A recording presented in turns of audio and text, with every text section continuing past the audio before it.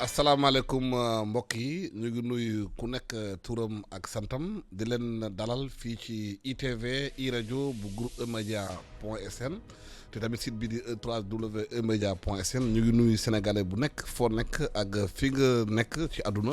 ñu ngi nuyu diaspora bi di nuyu tamit sénégalais yi nekk fii ci réew mi nekk bitim réew di xamante ne comme ni ko fas yéene di def bëccëg bu nekk waxtaan ak yéen ci sensibilisation bi ci coronavirus bi xam ngeen ne maanaam feebar bi mu ngi law ci àdduna ci Sénégal tamit temps yi daal xeex bi mu ngi continuer waaye tiitaange commencé na am ci xeex bi ndaxte dañuy wax cas communautaire yi mooy xamante ne ñoom fii lañ ko jëlee ci réew mi te da ngeen ministère de l'intérieur génne na benn bataaxal dinaa nit ñi léegi diggante dëkk ak dëkk yi autorisation yi dakk nañ ko gën ko xoolaat mu gën a càmbar fi xamante ne du nécessité amut jógee dëkk ak dëkk di dem parce que nit ñi comme ni ñu ko waxee virus bi nit moo koy yóbbu nit ki nag bu déplacé wu mun naa contaminer beneen moromam xam nga ne virus bi comme ni ñu ko waxee ci àdduna laal na fépp laal na mbirum social laal na mbirum culture laal na économie bépp fànn ci àdduna laal na ko lëmbee na réew mi lëmbee na àdduna gis ngeen dëkk yu mag yi mooy ëpp doole Sénégal ñoom ñëpp ñu ngi ci ay jafe-jafe Sénégal gaa mu ngi dafay jéegoo ci virus bi waaye nit ñi il faut ñuy xam ne que feebar bi am na ndaxte day reye suñu naataango Pape Diouf virus bi moo ko yóbbu am na beneen daam bi xamante tamit virus bi yóbbu na ko te feebar bu nekk ak dee bu nekk lu conséquence yu muy am ci famille bi ci ñi ko bokk ak moom ci réew mi lu am solo la parce que dee bi du dee rek ay chiffres la waaye nit moo nekk ci ginnaaw chiffres yi nit ñi xam ne chiffres yi musiba naaru laay la kon nit ñi war nañu mën a toogaat encore seeni kër def li docteur yi diggee ci xamante ne moom mooy feebar bi moo tax ñun chaque jour ñu jël responsabilité waxtaan ak sénégalais woo fi kilifa yi kàngam yi ñu waxtaan ak nit ñi seen domaine naka la ñuy xeexee ci virus bi ñu ngi am contenté di accueillir ministre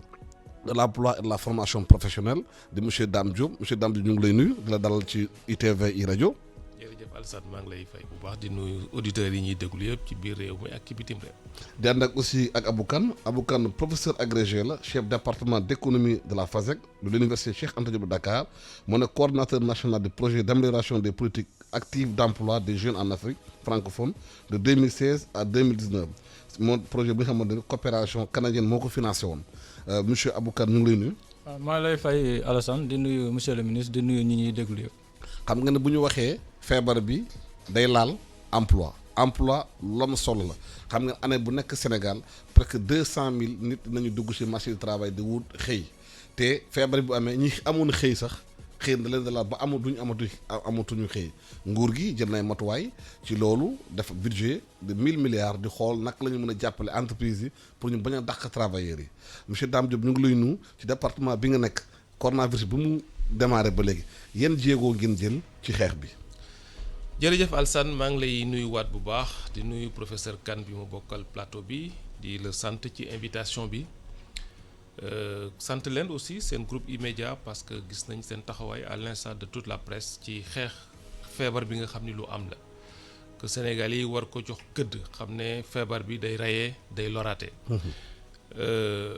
ma bëgg wax rek ne ni nga ko waxee feebar bi laal na secteur yu bëri waaye li ci ëpp wàllu emploi laal. parce que tey ci suñu réew ñi ngi gis ay entreprises yoo xam ñi ngi tëj liggéeykat yi ñi ngi toog seen kër ñu tuddee ko chômage technique waaye képp ku yëngatu ci mbir moom war nga xam ne su soppeekuwul chômage technique ci chômage la jëm. loolu moo tax d'abord ci département bi ñu nekk sur instruction du président de la République am na ay matuwaay yoo xam ni dinañ ci dugg ci biir léegi waxtaan wi président jël na ko pour que ñu bañ a ñàkk emploi yooyu parce que xam nga ñun suñu objectif ci quinquennat bi moo doon def 1 million d'emplois. Malheureusement lii ñëw nii xëy na dina ci am dina ci indi ay gàllankoor mais en tout cas ñu ñaan yàlla feebar bi yem fi parce que bu fi yemee ci diir bu gàtt dina tax mesures yi nga xam ni état bi jël na ko sur instruction du président dans le cadre de force Covid-19 bi dina mën a endiguer ñàkk xëy boobu. donc liñ ci jël daal mooy li président wax mooy ñu xool nan la ñuy sàmmee jàppale entreprise yi jàppale employés pour que kenn du mën a ñàkk sa liggéey que même boo nekkee chômage technique nga mën a am sa salaire mën a am à tout le moins 70% de ton salaire pour mën a continuer dund normalement. Abou Kane est-ce que mesure nguur gi jël pour préserver emploi doy na la. waaw jërëjëf Alassane yaakaar naa ne mesures yi nguur gi jël ay mesures yu am solo la ci économie bu mel ni bu Sénégal boo xam ne bi entreprise yi dëgëruñu trop ba pare teg ci ne mbiru xëy mi dafa nekk problème bu rëy am nit ñu bari ñoo xam ne xëyuñu te lu ñuy wax taux de dépendance ci Sénégal dafa élevé maanaam benn nit buy xëy lu muy jël en charge ci yeneen nit yoo xam ne liggéeyuñu loolu moo tax nguur gi mesures yi mu jël dañ koy rafetlu ndaxte su protéger employés yi rek day mel ni protéger na ñeneen ñu nekk seen ginnaaw te am na ay mesures yu bëri yu nguur gi doon jël avant coronavirus bii di am loolu moom monsieur le ministre dina si ñëw yoo xam ne dafa doon viser à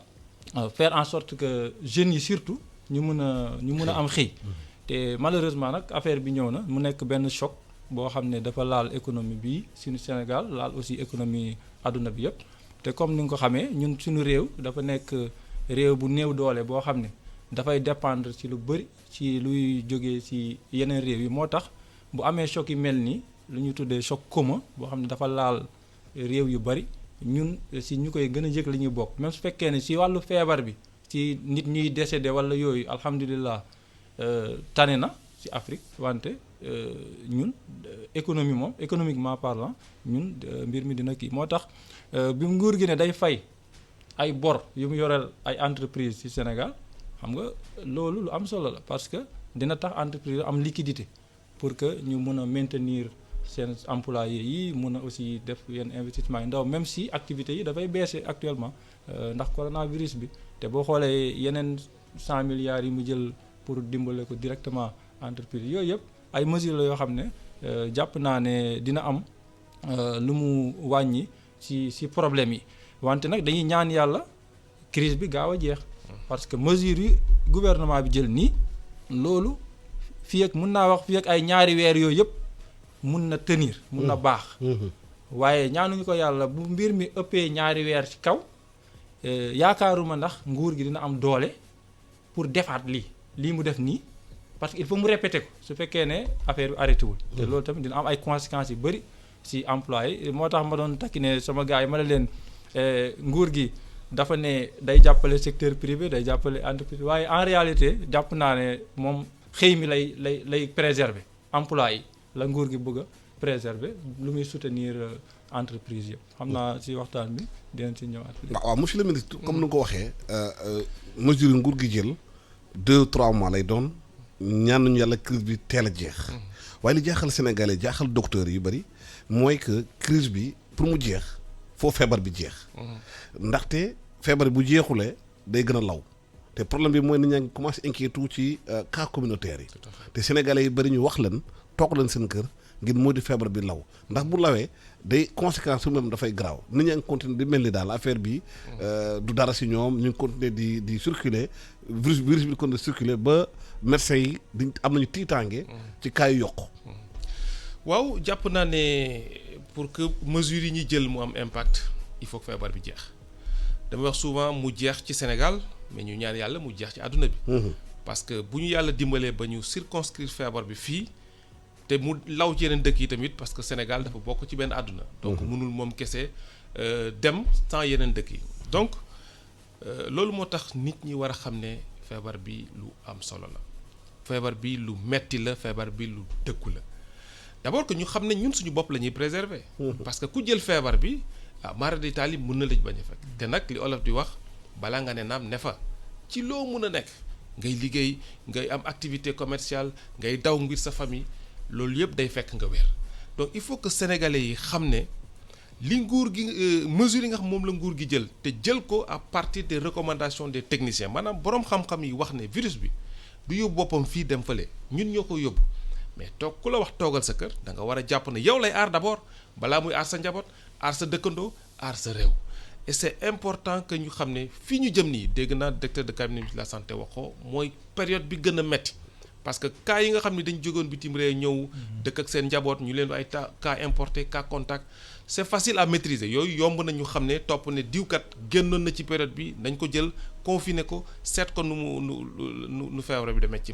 moom kat bi mu ñëwee njabootam nekkoon nag njabootam ñu seet njabootam mais ki nga xam ne dafa am feebar bi te xamuñu fu mu ko jëlee mais na nekk ci man mën na nekk ci yow mën na nekk ci professeur mën na nekk ci keneen moo tax su ma gisee yenn ba léegi ñuy wax yenn dajaloo yi nit ñi bañ a toog seen kër jàpp naa ne c'est parce que ak li ngeen di def yëpp nguur gi wax porteur de voix yi wax la presse di wax les communicateurs de manière générale mais il faut que sénégalais yi xam ne feebar bi lu am la te lu graaw la ci suñu économie lu graaw la ci suñu dëkk yi lu graaw ci àdduna bi la parce que feebar bi mën na dal ku ne parce que tey bu ñu xoolee premier ministre Grande-Bretagne kooku xam ne bu fekkoon ne fegu wala leneen la rek feebar bi di ko dal mais donc ça veut dire que ka nekk ci kaw ka nekk ci suuf ku nekk la feebar bi mën a dal li ñu mën a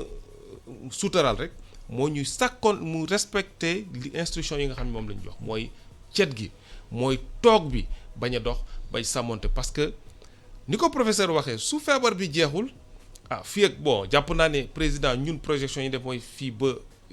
disposition yi jël fii ba juillet mais au-delà ça va être très difficile pour le Sénégal de continuer à se tenir ça ñun nag ñoo ci mën a dimbali suñu bopp dimbali ci suñu réew te buñ ko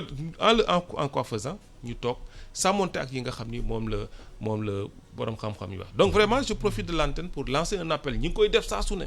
pour que nit ñi ñu xam ne am na ay génn am na ay dajaloo am même bu dee farata fi mu nekk jàpp naa ne farata mënut a weesu bakkan donc même bu dee farata ñu seet nuñ ko loolu mooy au-delà même de la crise parce que wax naa ci benn rajo que ne ñun tey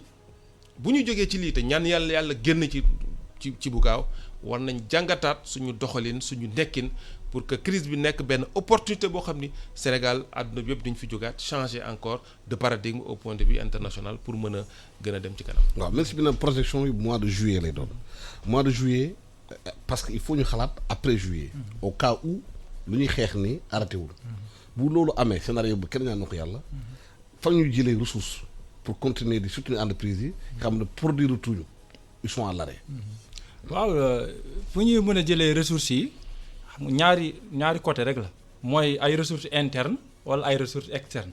internes yi mooy te xam ngeen ne Sénégal dafa nekk ci réew yoo xam ne daanaka ci fiscalité recette fiscale yi moo nekk kii yu gën a mag. source bu gën a mag ci revenu yi ñu am te recette fiscale yooyu mënoo koo am su activité amul. donc xam nga bu mbir mi yàggee gën a yàgg nii dem ba au-delà de juillet déjà source boobu mën nañoo dafay tarir maanaam dootul amati. fu ñuy tibbee. lu ci des mooy ressources extérieures mooy dem gis ñu nekk ci étranger institutions internationales yeeg les bailleurs de fonds ñu jox ñu te loolu tamit endettement lay doon. ndaxte léegi àdduna bi kenn mayeetul en tout cas maye bëreetul te maye boo ci gis day am ay conditions yu muy àndal. mais président mu ngi laaj. waaw dette internationale bi. waaw dette bi africaine bi. ñu fàcce ko. waaw bu ñu ko annulé moom. loolu la ñëpp bëgg. loolu la ñëpp bëgg te dina baax lool ndax su ma jëlee kaawu Sénégal donc ñun lu ñuy fay extérieur rek ci service de la dette ci at bu nekk ci at bii surtout dina jot ay 700 milliards yoo xam ne. service de la dette extérieure la te boo xoolee 700 milliards ci 1000 milliards yi ñu mobiliser xam nga bu ñu àndilee kii bi rek dette bi rek déjà 2000 am nañ 70% wu li ñu war a financer suñu enveloppe bu 1000 milliards xam nga loolu dafay am solo lool mais bu ñu xoolee ni nit ñi di comporter wu ak institution yeeg yooyu man franchement yaakaaruma trop ñu dem ci annulation xëy na dinañ ko décider su fekkee ne nekk nañ ci scénario bi ñu wax léegi maanaam mbir mi gën a yàgg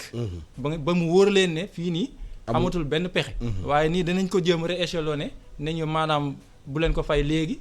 xaar leen ba yeneen date wala ba yeneen date te léegi nag si par rapport ak ñun suñu économie nu mu demee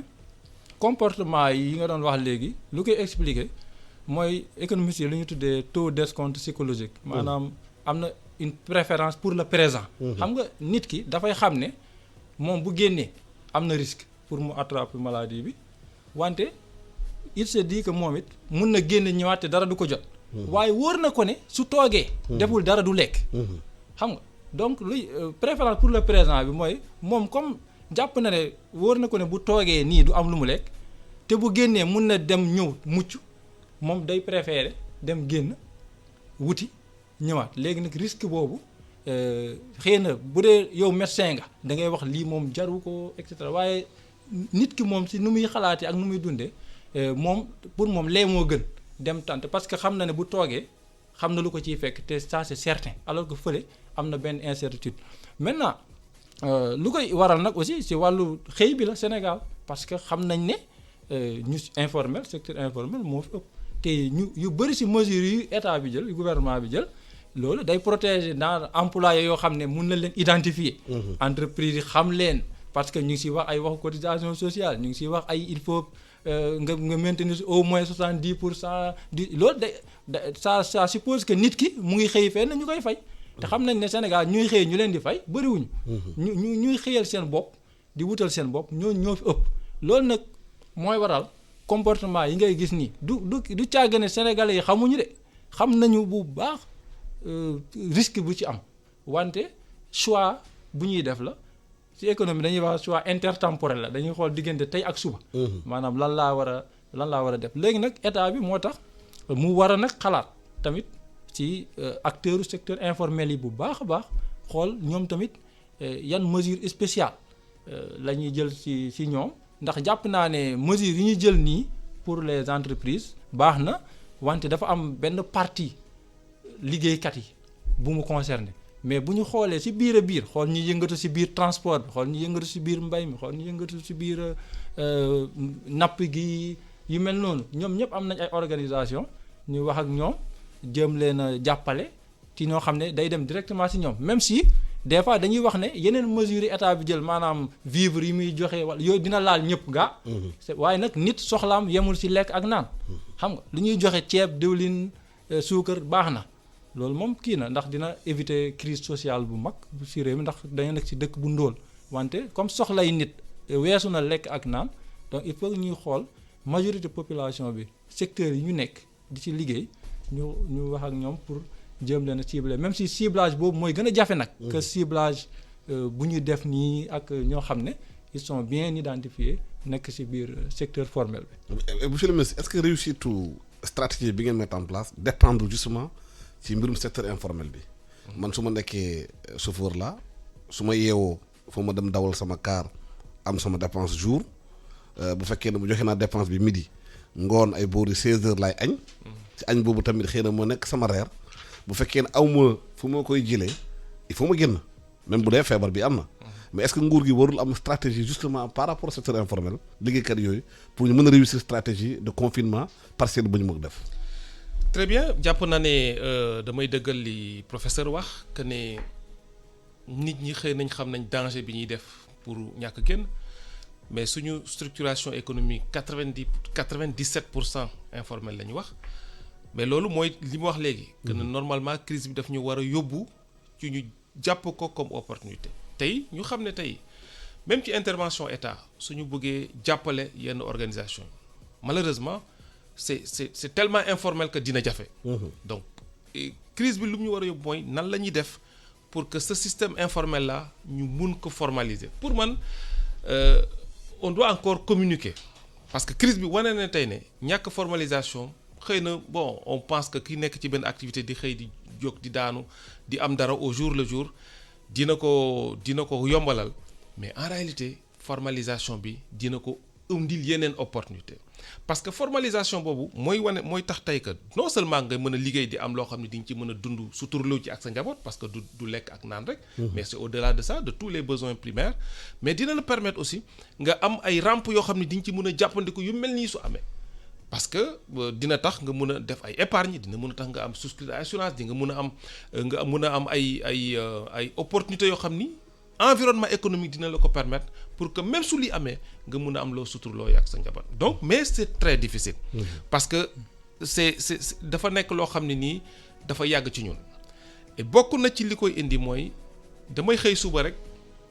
jàngatuma école wala nekk naa ci daara ja génn naa. affaire yi xamatum na ma commencé jël benn bant commencé jaay ñaari soccu benn mentelato ainsi de suite après ma màgg ci système boobu mais tey lu ñu war a xeex mooy ñu promouvoir un nouveau type d'homme d'affaires sénégalais fut-il informel. mu nekk ku ndaw nga xam ne yow da ngay xam ne lii nga nekk nii war nga ko formaliser commencé ci benn dem ci ñaar dem ci fukk ba structuré wu. loolu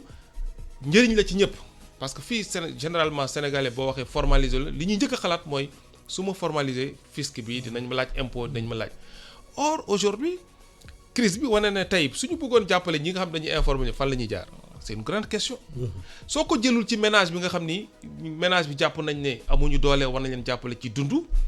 mais après ça va être très difficile d'identifier qui est dans une activité informelle ak naka lañ koy jàppale donc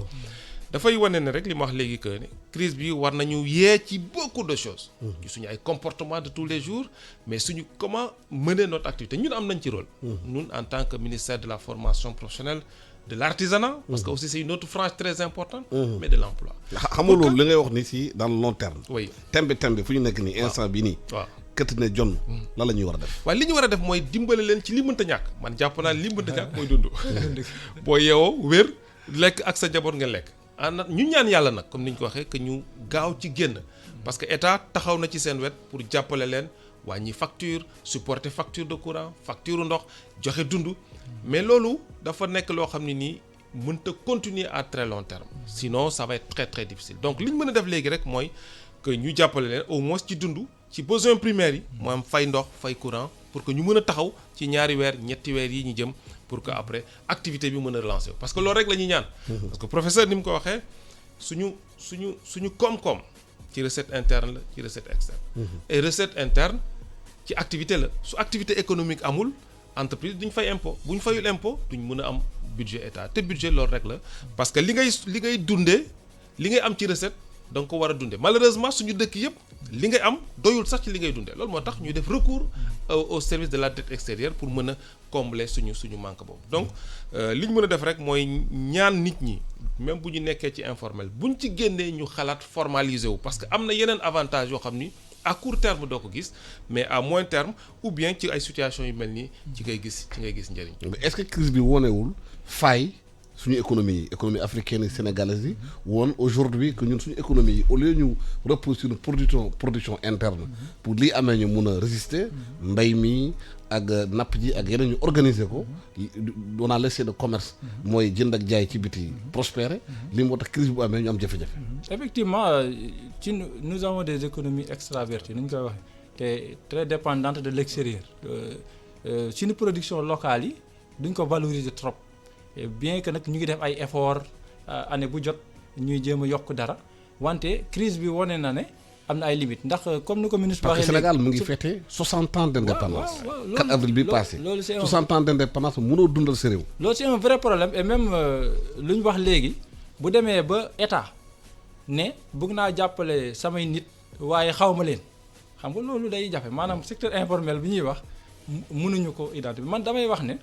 2017 Sénégal def na fi ak pays UEMOA yi lu ñuy wax enquête régionale intégrée sur l'emploi et le secteur informel. RIESI pour man comme enquête boobu noonu enquête la boo xam ne elle était nationale pays dëkk nu mu tuddati dëkk Sénégal yëpp lañ ko def toutes les régions te identifier nañu ay ñu nekk ci ay commerce ak ay nangam ci biir Sénégal yëpp xam ñan ñoo ëpp fii ñaata moo fi nekk fii pour man état bi. mun na am na base de données am na base daal pour jàppale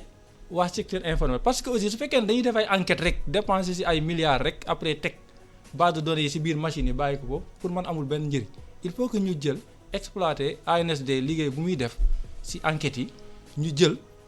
état bi utiliser ko ñu dem jàppale secteur informel parce que man jàpp naa ne am na lu ñu mën a def pour secteur informel même su fekkee ne mënul nekk un ciblage parfait. boo xam ne daal dalay wóor ne fii ñëpp nga laal waaye di nga laal ñi ci gën a am solo ñoo xam ne ñoom ñoo yóbbaale ñi ci des te loolu à mon avis état bi am na données yi peut-être dañoo jubluwul trop ci exploiter ko pour xool ko am na tamit problème de fonds peut-être qui se pose au-delà de lu ñu def ba pare ndax est-ce que mun nañu dem ba loolu yëpp ay question la yoo xam ne ñuy yore nguur gi ñoo ci gën a mën a répondre wante man jàpp naa ne mun nañ def dara pour secteur informel te boo xoolee avant même ñuy def enquête bi may wax ni 2017 defoon nañ fa recensement général des entreprises du Sénégal te xamoon nañ ñaata unité fi nekk ci dëkk bi xamoon nañu ñan ñoo nekk informel ñan ñoo nekk même su fekkee ne enquête boobu dafa jëloon rek ñoo xam ne dañu am place. dañu am place au local fixe. jël waaw am na ñoo xam ne dañuy ay ambulant yooyu jëluñu leen woon. waaye même su fekkee ne ñu am local fixe rek nga jàppale sax xam nañ ne ñooñu ñooy jàppale ambulant yi tamit. ndax ambulant yi ñu ci bëri ci ñooñu la ñuy jëlee di dem donc yooyu yëpp am na ay jéego yu ñu ci mën a def pour dimbale léegi nag lii leçon la pour Afrique ak Sénégal particulièrement comme moo ñu intéressé tey ndax daf lay won ne mënoo rek continuer di dépendre ci nit ñi ndax ñi ngay dépendre ñoom seen bopp bu ñu demee ba am soxla yoo xam ne talatuñu la. dañuy tëj seen frontière yow da ngay suux. xam nga fu mu toll nii ñun mënatuñu compter trop ci yenn dëkk yi ndax ñoom ci seen bopp am nañ ay problème yu ñu am xëy na sax ñoo ñu ëpp problème fu mu toll nii ndax boo demee ba dëkk yi ñu yaakaaroon ne ñun bu ñu sonnee ñoom ñoo ñuy jàppale ñoom ñooy woote wëllu ku nekk di woo ki ci des pour mu ñëw jàppale la xam nga loolu buñ ci jógee suñu état yëpp Afrique yëpp dañoo war a xalaataat bu baax ci ni ñuy doxalee seen koom-koom xam ne bi ñu amee indépendance ba léegi ñun dunduñu woon carrément maanaam dañuy vivoter wala ñuy survivre nii rek chaque année ñu ne am nañ taux de croissance nangam wante ba léegi suñu économie exploité guñu potentiel bu ci nekk yëpp te beneen opportunité bu ci am mooy consommation locale bi xam nga boo toogee nit ñi di importer rek lu nekk nga koy importer am na fi bu demee ba mënatuñu importer nag léegi dañuy obligé jéem a jël lu ci waaye lu ci xaw a gênant fii mooy même consommation même production locale boobu noonu day wàññeeku wala dootul am sax ndax activité yu wàcc te période bii nit ñi mënatuñu liggéey ni ñu doon liggéeyee auparavant wante mën na tax ba ñu xalaataat bu baax ci suñu modèle de développement ak modèle de consommation bu ñu am ci suñu dëkk yi. mais monsieur le ministre est-ce que crise bi tamit du opportunité de création d'emploi crise bi ci boppam. bu fekkee ne emploi nërmeeluñu mais est-ce que du opportunité de création d'emploi parce que gis nañu ñu bëri di def dans le lu ñuy wax coursier mooy xale yi def moto di envoyer ay kii digital bi. dañuy di ci liggéey xëy na à partir de chez eux mën nañu créer benn plus-value est-ce que opportunité de créer des emplois aussi ak lan la ñu mu def xalaat ci loolu ci crise bi ñu nekk nii pour tembe ñu xamante ne dañu ñàkk seen liggéey mën a reconvertir. absolument moom mooy li ma wax léegi ci sama prise de parole bu njëkk ne crise bi opportunité la mais dafa sax libérer suñu esprit d'initiative tey boo gisee xale yi nga xam ne ñu ngi am xalaat ci defar ay masques. xam ay xalaat defar ci ay appareil respiratoire xalaatuñ ko woon ñi ngi am xalaat defar ay lave-mains donc jàpp naa ne loolu c'est dafay parce que soo amatul lu jóge bitim réew même sooy importer il faut nga xalaat pour survivre donc loolu mooy opportunité li ma tuddee opportunité que dina tax ñu xalaat yeneen type de métier yoo xam ne dañ jàppoon ne sax du liggéey alors que c'est des emplois c'est des métiers donc crise bi opportunité yooyu la war a indi entre autres pour man y a une multitude d'opportunités boo xam ni crise bi war nañ ko indi. ñu ngi wax léegi ci 60 ans Sénégal c'est vrai que ñu ngi koy fêter xëy na 60 ans bari na ci nit ci état ci dundum dëkk. bariwul mais tey jàpp naa ne def nañ ay jéego ci yenn yi des na. ne serait-ce que sur le plan alimentaire. jàpp naa ne tey suñu tolloon tey am suñu autosuffisance alimentaire waxuma rek en riz mais am nañ beaucoup de potentialité aujourd'hui yoo xam ni ñi ngi ci yoon bi suñ ko exploiter dinañ am suñu autosuffisance parce que lii wane na bon li olof di wax si kii ma lakkandoo dëkk yi nga xam ne ci lañ yaakaaroon pour importer wala yooyu ñoom tey seen bopp lañ tal donc ñun nag war nañ gën a mën a xalaat opportunité yi ñuy jox mooy ne ñu xalaat que ne tey war nañu développer li nga xam ni am nañ ci ay potentialité te am nañ ko. je pense que président de la République jëloon na am na yéene def autosuffisance en riz def nañ ci ay jéego yu bëri ci at yi parce que boo demee moins de 1 million de tonnes tey nga dem 1,6 million tonnes ci ceeb matagul mais jàpp naa ne vision bu rafet la gis-gis bu rafet la nañ ko encadrer pour que fii ak ay ci ab diir bu gàtt ñu mën a am autosuffisance alimentaire bari na ci yeneen secteurs yoo xam ni tey ñu ngi sukkandiku ci bitim réew. mais jàpp naa ne tey suñu développer suñu ay activités ci suñu biir ndax potentialité ay potentialité naturelle parce que xam ne am nañ jant am nañ taw mu bari mu néew am nañ ay cours d'eau am nañ ay fleuves xëy na yooyu yëpp suñ ko exploiter dina tax ñu mën a yu mel nii su amatee. du ma ne du metti parce que ñun nekk ñun cundum ci àdduna bi dañu nekk ak yeneen réew mais dinañ ko mën a atténuer bu baax. donc jàpp naa xam ne lu jaaxal sénégalais mooy. opportunité yi wax yëpp am na ci réew mi nit ñi xam nañ ko. am na war nañu ko def mais problème bi mooy action bi c'est-à-dire que diagnostic bi def nañ ko ci réew mi xam nañu potentiel réew mi xam nañ ko. waaye jéego def ko bu ñu gis ko ñu teg ko ci table bi. loolu mooy jafe-jafe bi parce que passer de l'idée à l'action. ça c'est un gros problème au Sénégal. waaw loolu jàpp naa ne politique bi man wax naa tey que en tout cas ci yi ma xam ci régime am tey président de la République am na vision bu ñëpp d'accord que la vision du plan Sénégal à l'horizon 2035 ñëpp rafetlu nañ. mais jëfee ko nag ñu gis ko. waaw ci laa jëm loolu mooy problème bi. ci laa jëm loolu ñëpp d'accord nañ. d'accord nañ ne aussi que man ci li ma gis teg na ay mécanismes en tout cas man ci secteurs yi ma xam. en tout cas 2012 ba léegi ci secteurs yi ma jaar yëpp teg na ay mécanismes yoo xam ni am nañ pertinence. troisièmement teg na les moyens. quoi qu'on dise ci secteurs yi ma jaar aussi mun naa ci ñëw benn par benn def na ci ay moyens. li ci des nag c'est nous qui devons mettre en musique mettre en action vision boobu ñun la mais quand je dis ñun du rek ministre bi wala directeur c'est le sénégalais intuitu personnel ñu xam ne li ñuy wax ak li ñuy théoriser mën nañ ko def. malheureusement sénégalais mooy balaa muy gëm gis. mais je pense que nous devons prêcher par l'action même lu mu ndaw ñu wane ne tey kat ku jëmbat sa toolu ñambi def ci nangam di nga ci am nangam ñu wane ay cas yoo xam ne yu concret yu nit ñi def jàpp naa ne nit ñi ne mais ñun ñoo war a changer suñu bopp ñun Sénégalais yi xam ne du président de la République bi nekk ci kaw mooy ñëw def action yi à la base mais du le ministre du le directeur général ñoom li ñu mën mooy impulser wane exemple mais Sénégalais yi gëm ne war na mën a nekk et jàpp naa ne crise bi loolu bokk na ci opportunité bi nga xam ne crise bi mën nañ ci yokk. crise bi opportunité de création d'emploi la. ñi xamante dañuy def sax livraison. parce que nit ñi mun fu ñu déplacer ñu dem añi. dañuy commander lu bëri ci loolu est-ce que crise bi yaakaar nga ne aujourd'hui stratégie war na ko mën a teral pour xool opportunité d'emploi naka la mun a amee dans le digital ak yu bëri pour xale yi mun ci génn. waaw opportunité yi moom ci wàllu économie numérique bi la nekk ak ay ni nga wax restauration bi ci côté livraison beeg yooyu waaye boo xoolee loolu par rapport ak sénégalais yi yëpp ci lu ñuy yëngatu xam nga loolu lu néew lay doon maanaam opportunité la pour tuuti nit par lu muy gaañ moo ëpp lu muy indi ay opportunité te loolu nag war na tax ñu gën a xoolaat comme ni ma ko waxee léegi modèle de développement bu ñu am parce que état bi malgré effort yi muy def yëpp di investir ay milliards ci lépp di mettre en place ay mécanismes gis nañ ne ci wàllu xëy mi par exemple am na ay jeunes yu bari yoo xam ne xamuñu sax mécanisme yu état bi. am na waaw yu état bi mettre en place pour ñoom. ils sont pas informés xam nga ñun def nañ benn enquête en 2018. ci dans le cadre de notre projet là bi ñu doon piloté buy sur ay 3000 jeunes à peu près yu wane loolu boo leen cité yenn mécanisme yu existé da ngay gis ne ñu ci bari xamuñu ko te ñu koy xam ñi it boo leen laajee naka lañ ko xamee dañ lay wax ne ñoom seen mbokk moo leen ko wax. wala seen maanaam mbokk daal. mun na nekk frère mun na nekk sensibilisation voilà maanaam day mel ni comme état bi war na def effort ci côté boobu noonu pour lu muy def nit ñi xam ko. deuxième problème mooy état bi day génne ay moyens di joxe wante xam nga dafa am ñaari type nit ñu ñuy jàppale kenn koo xam ne dafa identifier benn projet mu leer ci boppam mu jóg nga jox ko dimbale ko mu dem. kooku mun na dem parce que identifié woon na opportunité moom ci boppam am na keneen koo xam ne moom dafay xaar information bi ñu communiquer ne état bi de génnee na tant de milliards pour nangam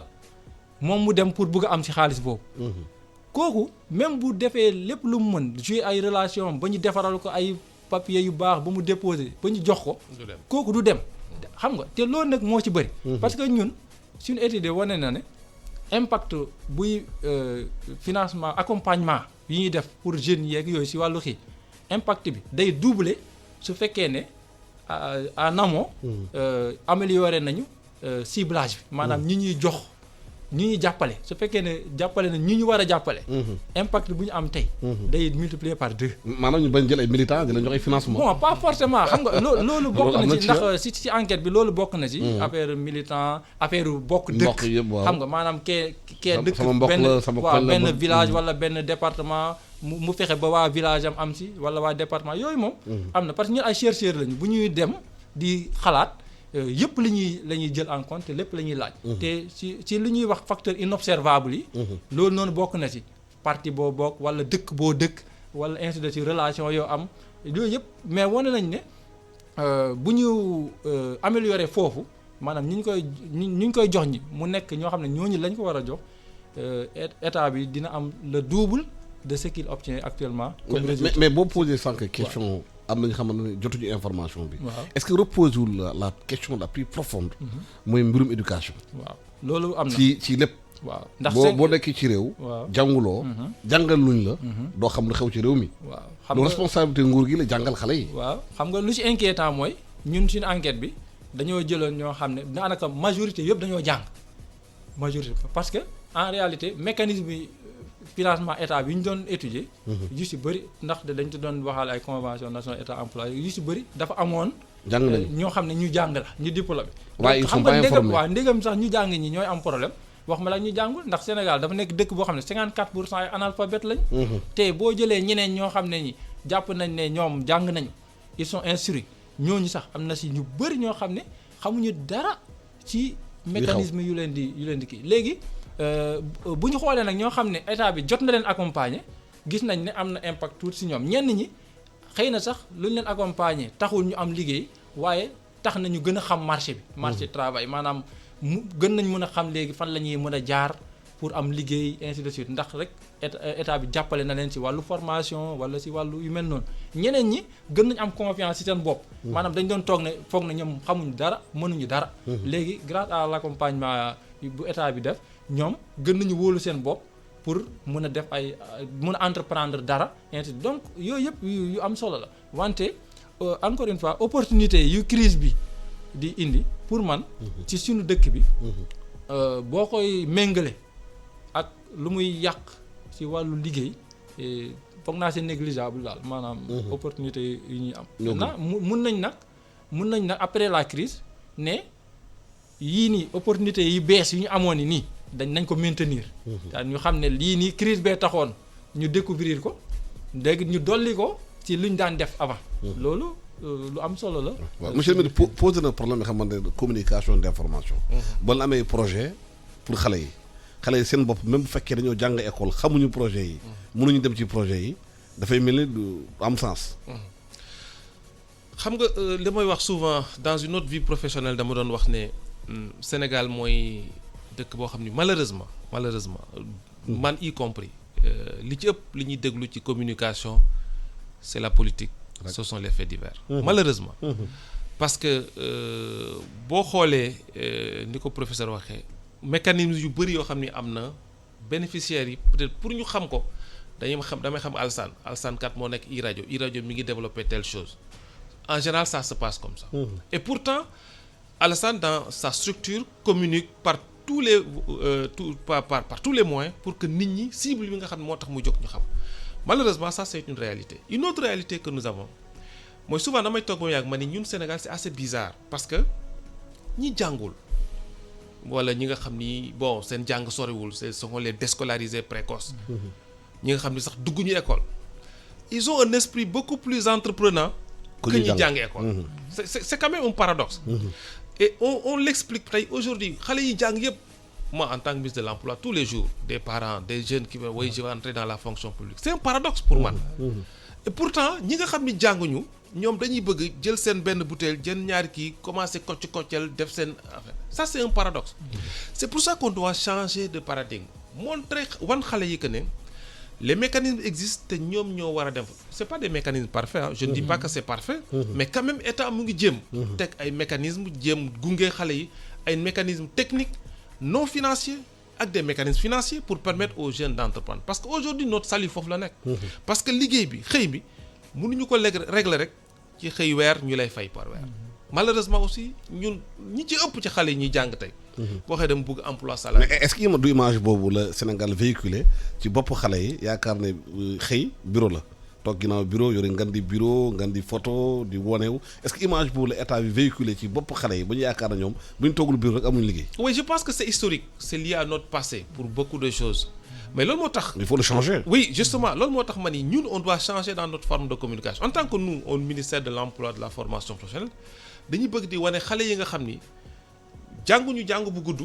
jàng nañ métier réussir nañ des success stories comme on les appelle parce que c'est la meilleure façon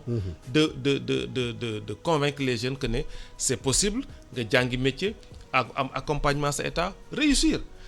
du rek am bureau bu rëy am sa oto bu rëy am salaire mais réussir pour man mooy nga entreprendre def loo xam ne d'abord neex na la c'est par rapport à ton projet de société yow personnellement kan man kat su ma dëkk lii laa ci bëgg a jàppe ci mbay mi ci jàngal xale yi ci beaucoup de choses donc loolu forme de communication la war nañ ko def pour wan xale yi que ne te man jàpp naa ne sax xale yi ñu ngi ci parce que aujourd'hui boo leen gisee les merveilles qu'ils font à travers les TIC c'est extraordinaire mais je pense qu'on doit le pousser dans d'autres secteurs parce que man damay jàpp ne tey mënuñu régler problème mu emploi ndaw ñi te crise bii dina ko wane sans le secteur primaire dans l'agriculture au sens large parce que Sénégal malheureusement pendant longtemps on est agriculteur j'allais même dire cultivateur de père en fils son baay da doon bay ma judd di bay muy bay ak fas may continuer di bay ak fas 60 ans après donc il faut que ñu changer par exemple pour wane ne mbay métier la c'est un métier à apprendre mën ci dund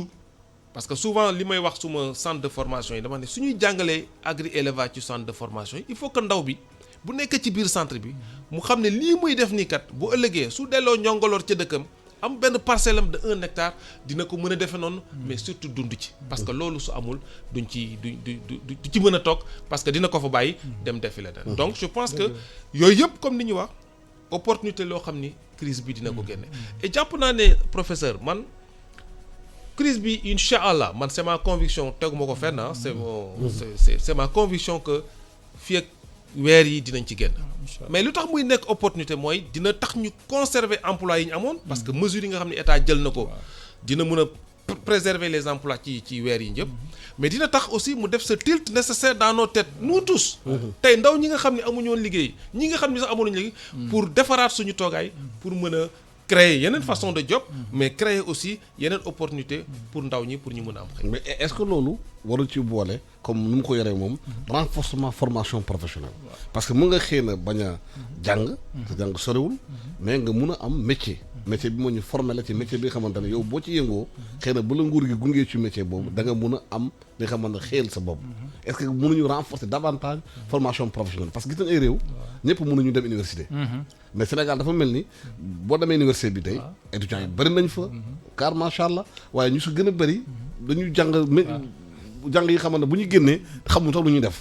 parce que dafa secteur dafa saturé est-ce que réforme bi mënul encore davantage biir université ñu créer des centres de métiers dans les universités pour permettre aux jeunes bu ñu génnee am métier mu nekk soudeur mun a nekk plombier mu nekk maçon parce que Sénégal bu ñu doon tabax fi Diamniadio bi ñu fa demee autour dañuy constater ouvrier yi gën a bëri du ñuy sénégalais parce que mënuñ def liggéey boobu dëgg la lu ministre doon wax léegi ak yow sax si wàllu lu tax sénégalais yi daanaka bu ñu génnee rek emploi salarié la ñuy bëgg loolu c'est lié à ça li nga wax noonu ndax yow boo génnee te yow si sa bopp jàppoo ne am na lu concret loo mën a def yow da ngay wax ne daal am fële dem liggéey ñu lay fay salaire. genre refuge quoi moo gën a wóor. mais loolu c'est lié à notre système éducatif c'est-à-dire si système bi la ñu war a tàggatee ndaw ñi ba nga xam ne ñoom bu ñu génnee sax duñu en tout cas emploi salarié la ñu mujjee xalaat. waaw du ma wax ne duñ ko bëgg waaye dañuy njëkk xalaat leneen buñ ko amul soog a nag. dem vers l'emploi moo tax boo xoolee enseignement supérieur créé nañu ay institut supérieur d'enseignement professionnel pour xaw a wàññi dose bi tuuti ci théorie yi bëri yi ñuy def ci biir faculté yeeg yooyu mais malheureusement Sénégal dafa nekk dëkk boo xam ne bëriwul moyen tamit boo xoolee même mesures yi jël léegi naan dañu orienté bachelier yëpp ci biir université yeeg yooyu noonu xam nga am na ay problèmes yu mu posé ci biir université yi ci wàllu gestion des effectifs ci wàllu même modèle d'enseignement yoo xam ne am na yoo xam ne mënul dox ak yenn effectifs yu ngand yu ñuy ami bon loolu yëpp ay investissement yoo xam ne à moyen terme mun nañ ci ñëw mais ci biir formation professionnelle bu ñuy def tamit gëm naa ne même ndaw ñi bu ñu génnee fekk modèle de formation professionnelle bi baax na te économie bi amul ay opportunités de créer yoo xam ne ñoom mun nañ ci insérer wu kooku ça pose toujours problème donc moo tax souvent mun nañu juger suñu modèle de formation yi fekk maanaam mu xaw a biaisé daal maanaam dañuy wax ne amul njëriñ amul kii fekk ñàkk njëriñ bi du si formation bi si boppam wante ci insertion si économie bi lay doon bu fekkee ne amul ay assez d'opportunité pour ñuy génne si système éducatif bi loolu ça pose problème te nag loolu ñun nu ñu ko expliquer mooy dañuy xool croissance démographique Sénégal ak aussi composition bi boo xoolee ñun jeunes yi ñu ëpp si réew te jeunes yi yëpp dañuy dem ci biir système éducatif bi di dem maanaam mun naa wax dañuy gëmm rek. di dem di jàll bu ñu demee ba jeexal formation bi nag la ñuy soog a ne man kat ren damay pare léegi su ma paree lan laay def. xam nga kooku il n'est pas à se préparer. mais su fekkoon ne 3 ans avant muy pare wala tàggat nañ ko si loolu ba moom muy xalaat su paree lan lay def. loolu am solo la opportunité yeneen yoo xam ne yi ñu jóge système mun nañ ko exploiter comme ci biir agriculture bi ci pêche bi ci yeneen yooyu tamit maa ngi doon wax keroog samay xarit bi ma ne leen gis nga communication dafa am solo si nit. ndaxte tant que ñu ngi wax nañ jàppale waa kaw gi. nañ jàppale baykat yi. nañ jàppale ndàngam jeune bi moom damay jàpp ne. ñii nii kat béykat wala dañoo amul dara moo tax ñi leen wax dañuy jàppale waa kaw gi dañuy jàppale béykat dañuy jàppale donc étudiant wala kii boo xam dafa génn moom du xalaat foofu parce que day wax ñeenee comme ñoom dañoo vulnérable ba dañ leen di jàppale man du ma fa dem léegi forme de communication boobu la ñu war a changer pour wane ne mbay mi càmm ji ndàngam yooyu ay opportunité la yoo xam ne nit mun na ci tekki am si lu rëy. loolu important la te loolu état bi tamit war na ci jouer rôle bu am solo ndax souvent bu ñuy wax jàppale état bi mooy jàppale. donc yooyu tamit war nañ ci xaw a tàggat ndaw ñi pour ñu am confiance. xam ne du rek dem si bureau yi wala métiers yi ñu xam ni mais même boo demee ci àll ba mun nga si génn nga nekk un grand opérateur économique di am xaalis comme ñëpp. monsieur bu ñu xoolee ci Europe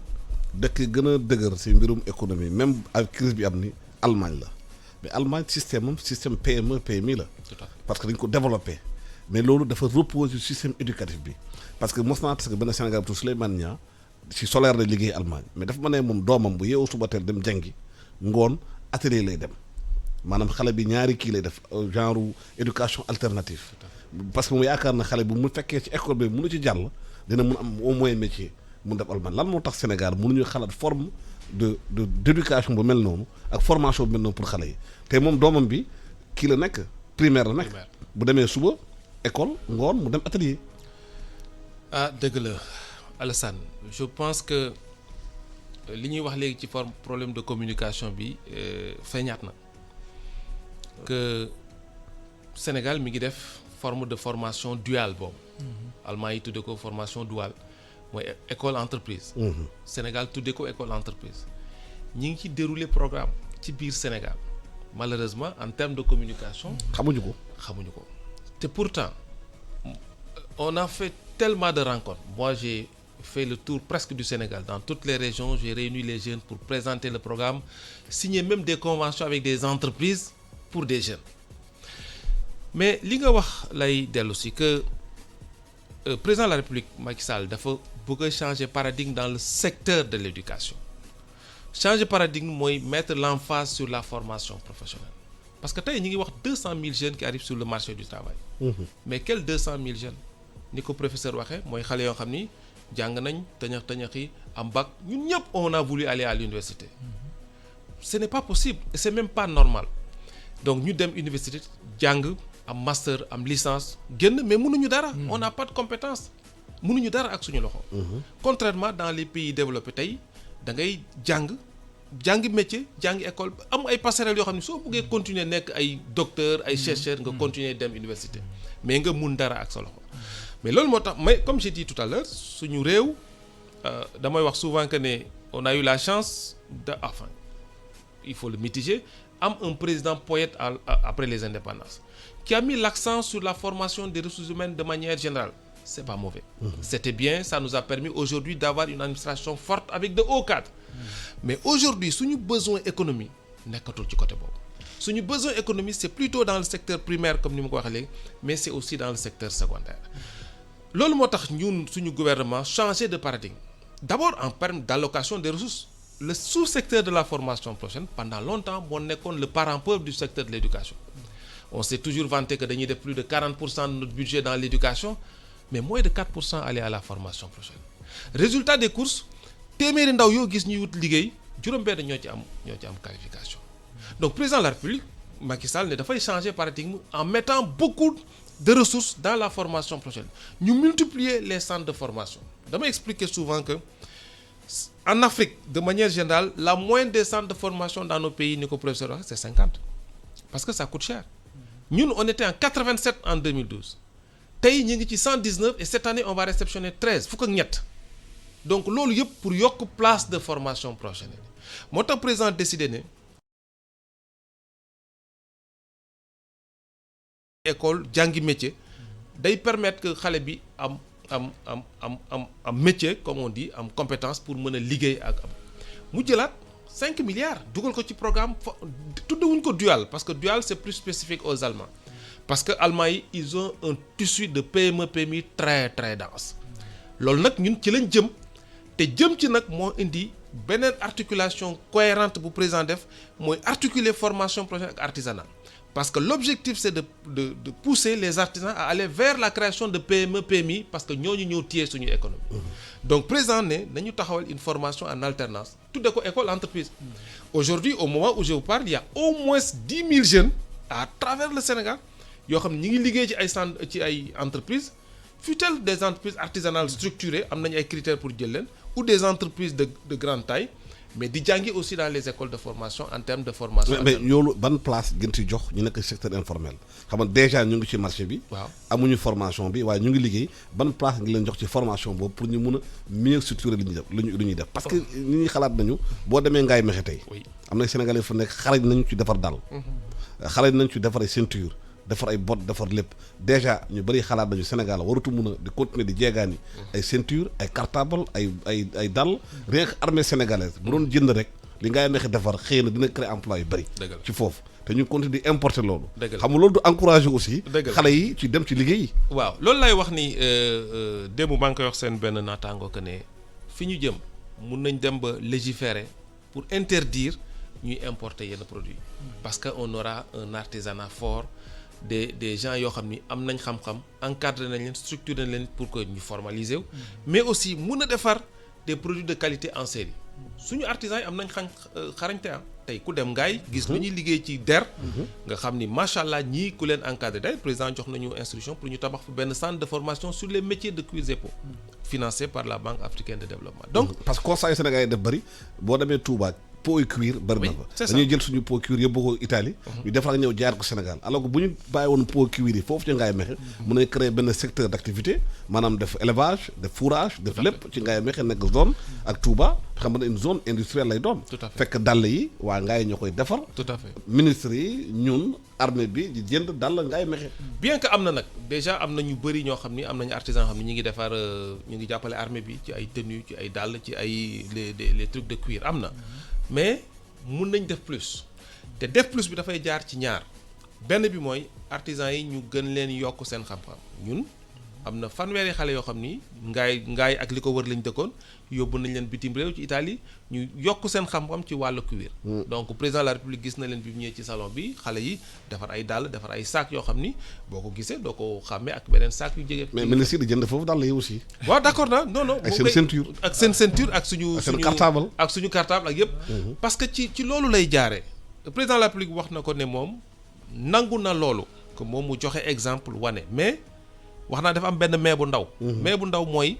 d'abord équipement. parce que li may wax suñu artisans yi tey suñu leen commandé woon 1000 tables yu mel nii xëy na dañ defar 1000 tables mais du nuroo exactement du ñàkk mën liggéey mais li ci ëpp c'est manque d'équipement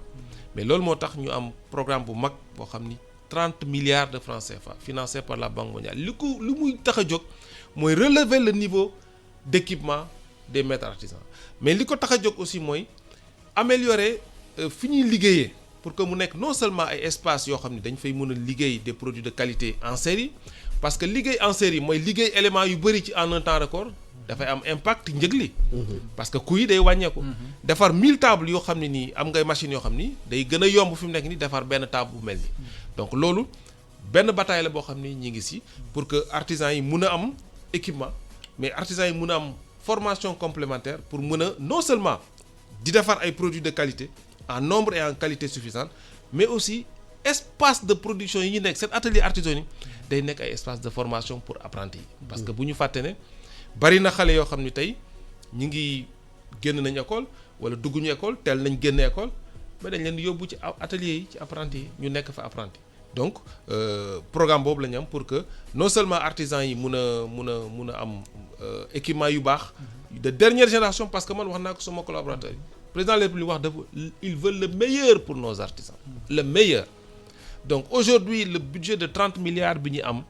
nee naa suñ ko jeexalee te on n'a pas créé des champions artisanaux dans toutes les régions du Sénégal on aura échoué donc loolu mooy suñu xeex pour que tey boo demee Kédougou man dem naa Kédougou gis naa fa artisans yoo xam ne ñii ku leen pousse ñu dem donc ñooñu ñu jàppale leen pour que seen ateliers yi nekk ay ateliers yu baax am ay équipements de dernière génération pour mun a def li ma wax léegi en production de qualité en série mais aussi mun a nekk ay espaces de formation pour un nouveau type d'artisan parce que apprentis yi nekk ci ateliers yi tey suñu leen jàngalee métier permettre leen ñuy dem ci centre de formation en alternance ñooñu suñu demee ba war a taxaw seen atelier dina nekk leneen donc ci loolu la ñu dem ci banlieue bi monsieur le ministre parce que bu ñuy wax mbirum liggéey am na solo lool mën nga jël casque monsieur le ministre ñu ànd ak Boudal Ndiath ci banlieue bi xëy moom bu ñu ko waxee ak crise bi am na xëy baa ngi ñàkk te xëy jafe-jafe la woon bu ñu souvent référence bi banlieue bi lay doon ci mbirum xëy Boudal Ndiath ñu ngi lay nuyu maa lay fay Alassane. waaw bu dal waa banlieue bi lan la ñuy wax ci mbirum crise bi ak emploi surtout. waaw Alassane di nuyu sa invité yi toog foofu ci plateau bi lu jëm ci mbiru emploi moom dafa doon sujet boo xamante ne toujours sujet d'actualité la fii ci banlieue bi parce que à chaque fois dañ koy waxtaanee looloo waral sax ci mois de décembre bi weesu boo xoolee. gars yi def nañ ci benn deuxième salon de l'emploi boo xamante ne ay ndaw yi ci banlieue bi la ñuy boole ay ndaw nag yoo xamante ne yu ëpp si ñoom dañoo jàng am ay qualification mais malheureusement ñoom nee nañ liggéey lañ dul am xamuñ nag lu waral loolu ña bari si ñoom tamit léegi dañoo mujjee sax dem ci entrepreneuriat bi te ci entrepreneuriat bi tamit ñàkkuñu ay projet am nañ ay projet teg nañ ay projet yoo xamante ne yu am solo la mais malheureusement amuñu tamit ñu leen accompagner nee nañ ci mbir moomu nag tamit dañuy dégg rek ay milliards yoo xamante ne ñu ngi koy wax ci wàllum accompagnement ndaw yooyu mais ñoom ñi ci banlieue bi daal gisuñu ko te leneen li mooy daje naa ceeg ndaw yoo xamante ne ñu toll nañ ci juróom ñoo xamante ne programme sénégalais des jeunes entrepreneurs jël na leen former leen léegi ay at mais ba léegi amul accompagnement te ñoom bañ leen di dugal foofu di leen former dañ leen waxoon ne bu leen paree former dinañ leen accompagner former nañ leen léegi ñu ngi xam nañ lépp lu jëm ci entrepreneuriat ñu ngi seen i projet ñu ngi koy doxal ndànk-ndànk mais amuñu benn accompagnement jëm ci état bi léegi nag ñoom li ñuy wax rek te di ko ñaan mooy milliards yi ñuy def ci accompagnement bi ñoom ndaw yi ci banlieue bi nañuy gis milliards yooyu ñoom it parce que ñoom am nañu seen i projet seen projet yooyu ñu mun ko doxalal seen bopp mais nag boo amee projet tamit mu amoo kenn koo xamante ne dina la accompagner ci sa projet je pense que projet bi boo moytul noonu rek lay demee beneen bi mooy leneen tamit lu ñuy ñaawlu mooy politique bi ñu koy politiser lu bari nee nañ lu jëm ci wàllum ci wàllum d'abord emploi bi mais tamit ci wàllum accompagnement bi dañ ciy gis ne ay nit ñoo xamante ne peut-être il faut nga xam benn politicien nga nekk militant diw pour nga mën a am ci accompagnement yooyu te loolu tamit ñu ngi koy ñaawlu nee nañ du yoon Alassane.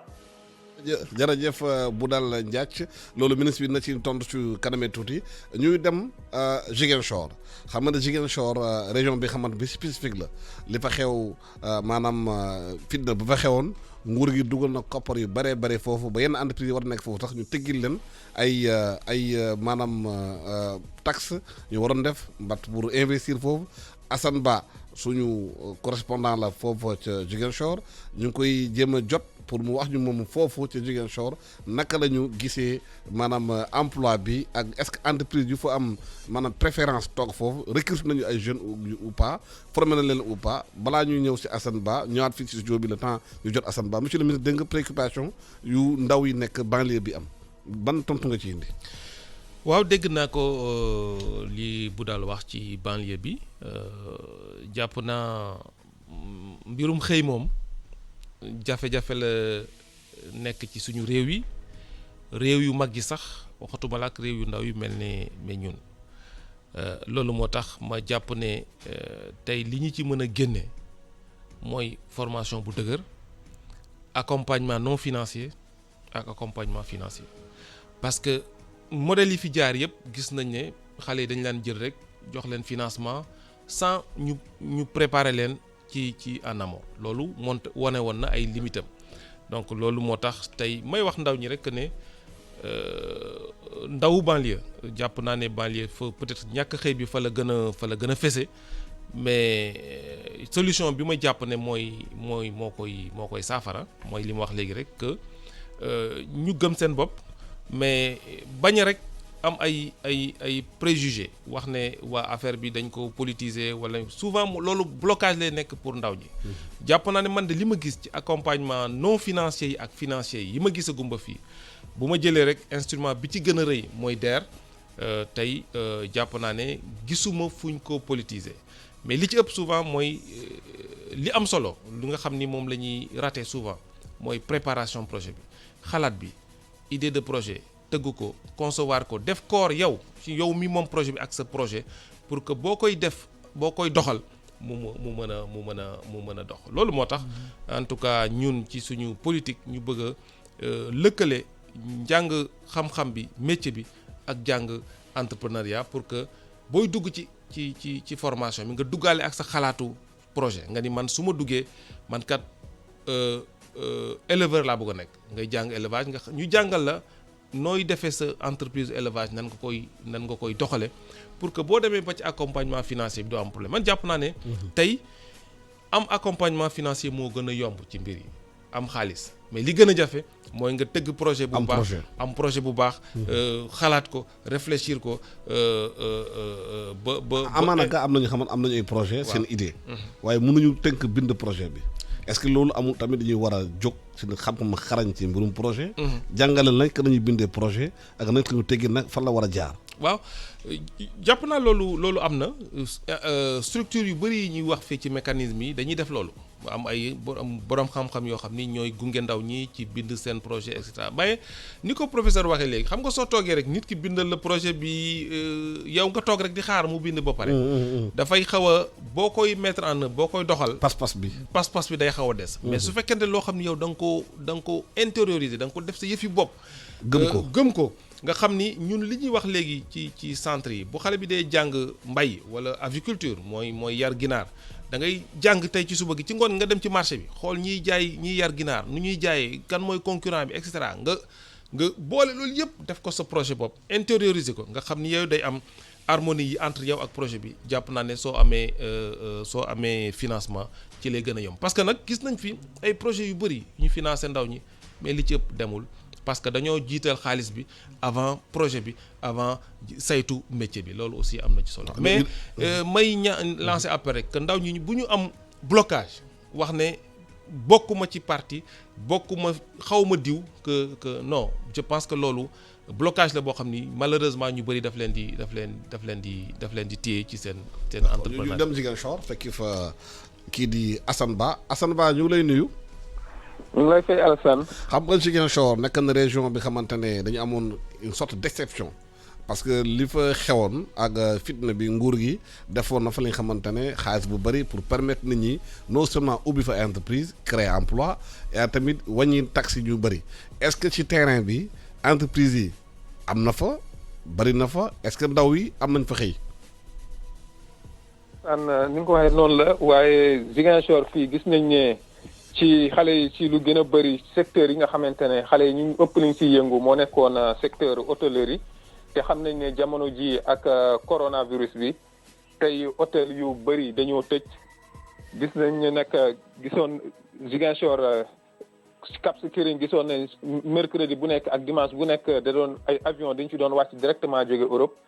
te loolu nag depuis bi coronavirus bi lawee ci àddina bi ba léegi loolu dafa dakk mu nekk loo xam ne nag arrêté na fi ay emploi yu bëri ba tax jeunes yooyu ñu ngi ci souffrir bu baax tey mënoo ne ñooñu nañu garder emploi yooyu di leen fay te alors que liggéeyatuñu ministre damay ñëwaat rek ci ministre bi parce que ñëwoon na fi le 11 mook collègue am bii di Amadou Wat ba ñu pour installation ay zone économique yi nga xam ay agropole mooy agropole sud bi ñu waxoon ba ñu waxoon dina am 49 000 emplois mooy 14 000 ci Ziguinchor 35 000 ak ci département Bignona ak Oussouye mais loolu aussi pour ñu mën a capter yenn li nga xamante ne mooy secteur yi nga xamante ne mu ngi générer fii ay produits yu bëri lu ci mel ni mango ak anacarde mais gis nañ ne jamono yi nga xamante ne anacarde bi mu ngi waaj a ñor lii di coronavirus bi ñëw te gis nañ ne anacarde bi nga xamante ne ñi ko doon ñi ëppoon li ñu koy jënd moo nekkoon chinois yi vietnamiens yi ak waa Malaisie te loolu aussi nar a nekk problème bu rëy ministre bi aussi loolu xam naa ne war na ci mën a àddu ñu xool loolu nan lañ mën a def ak campagne bi nga xamante ne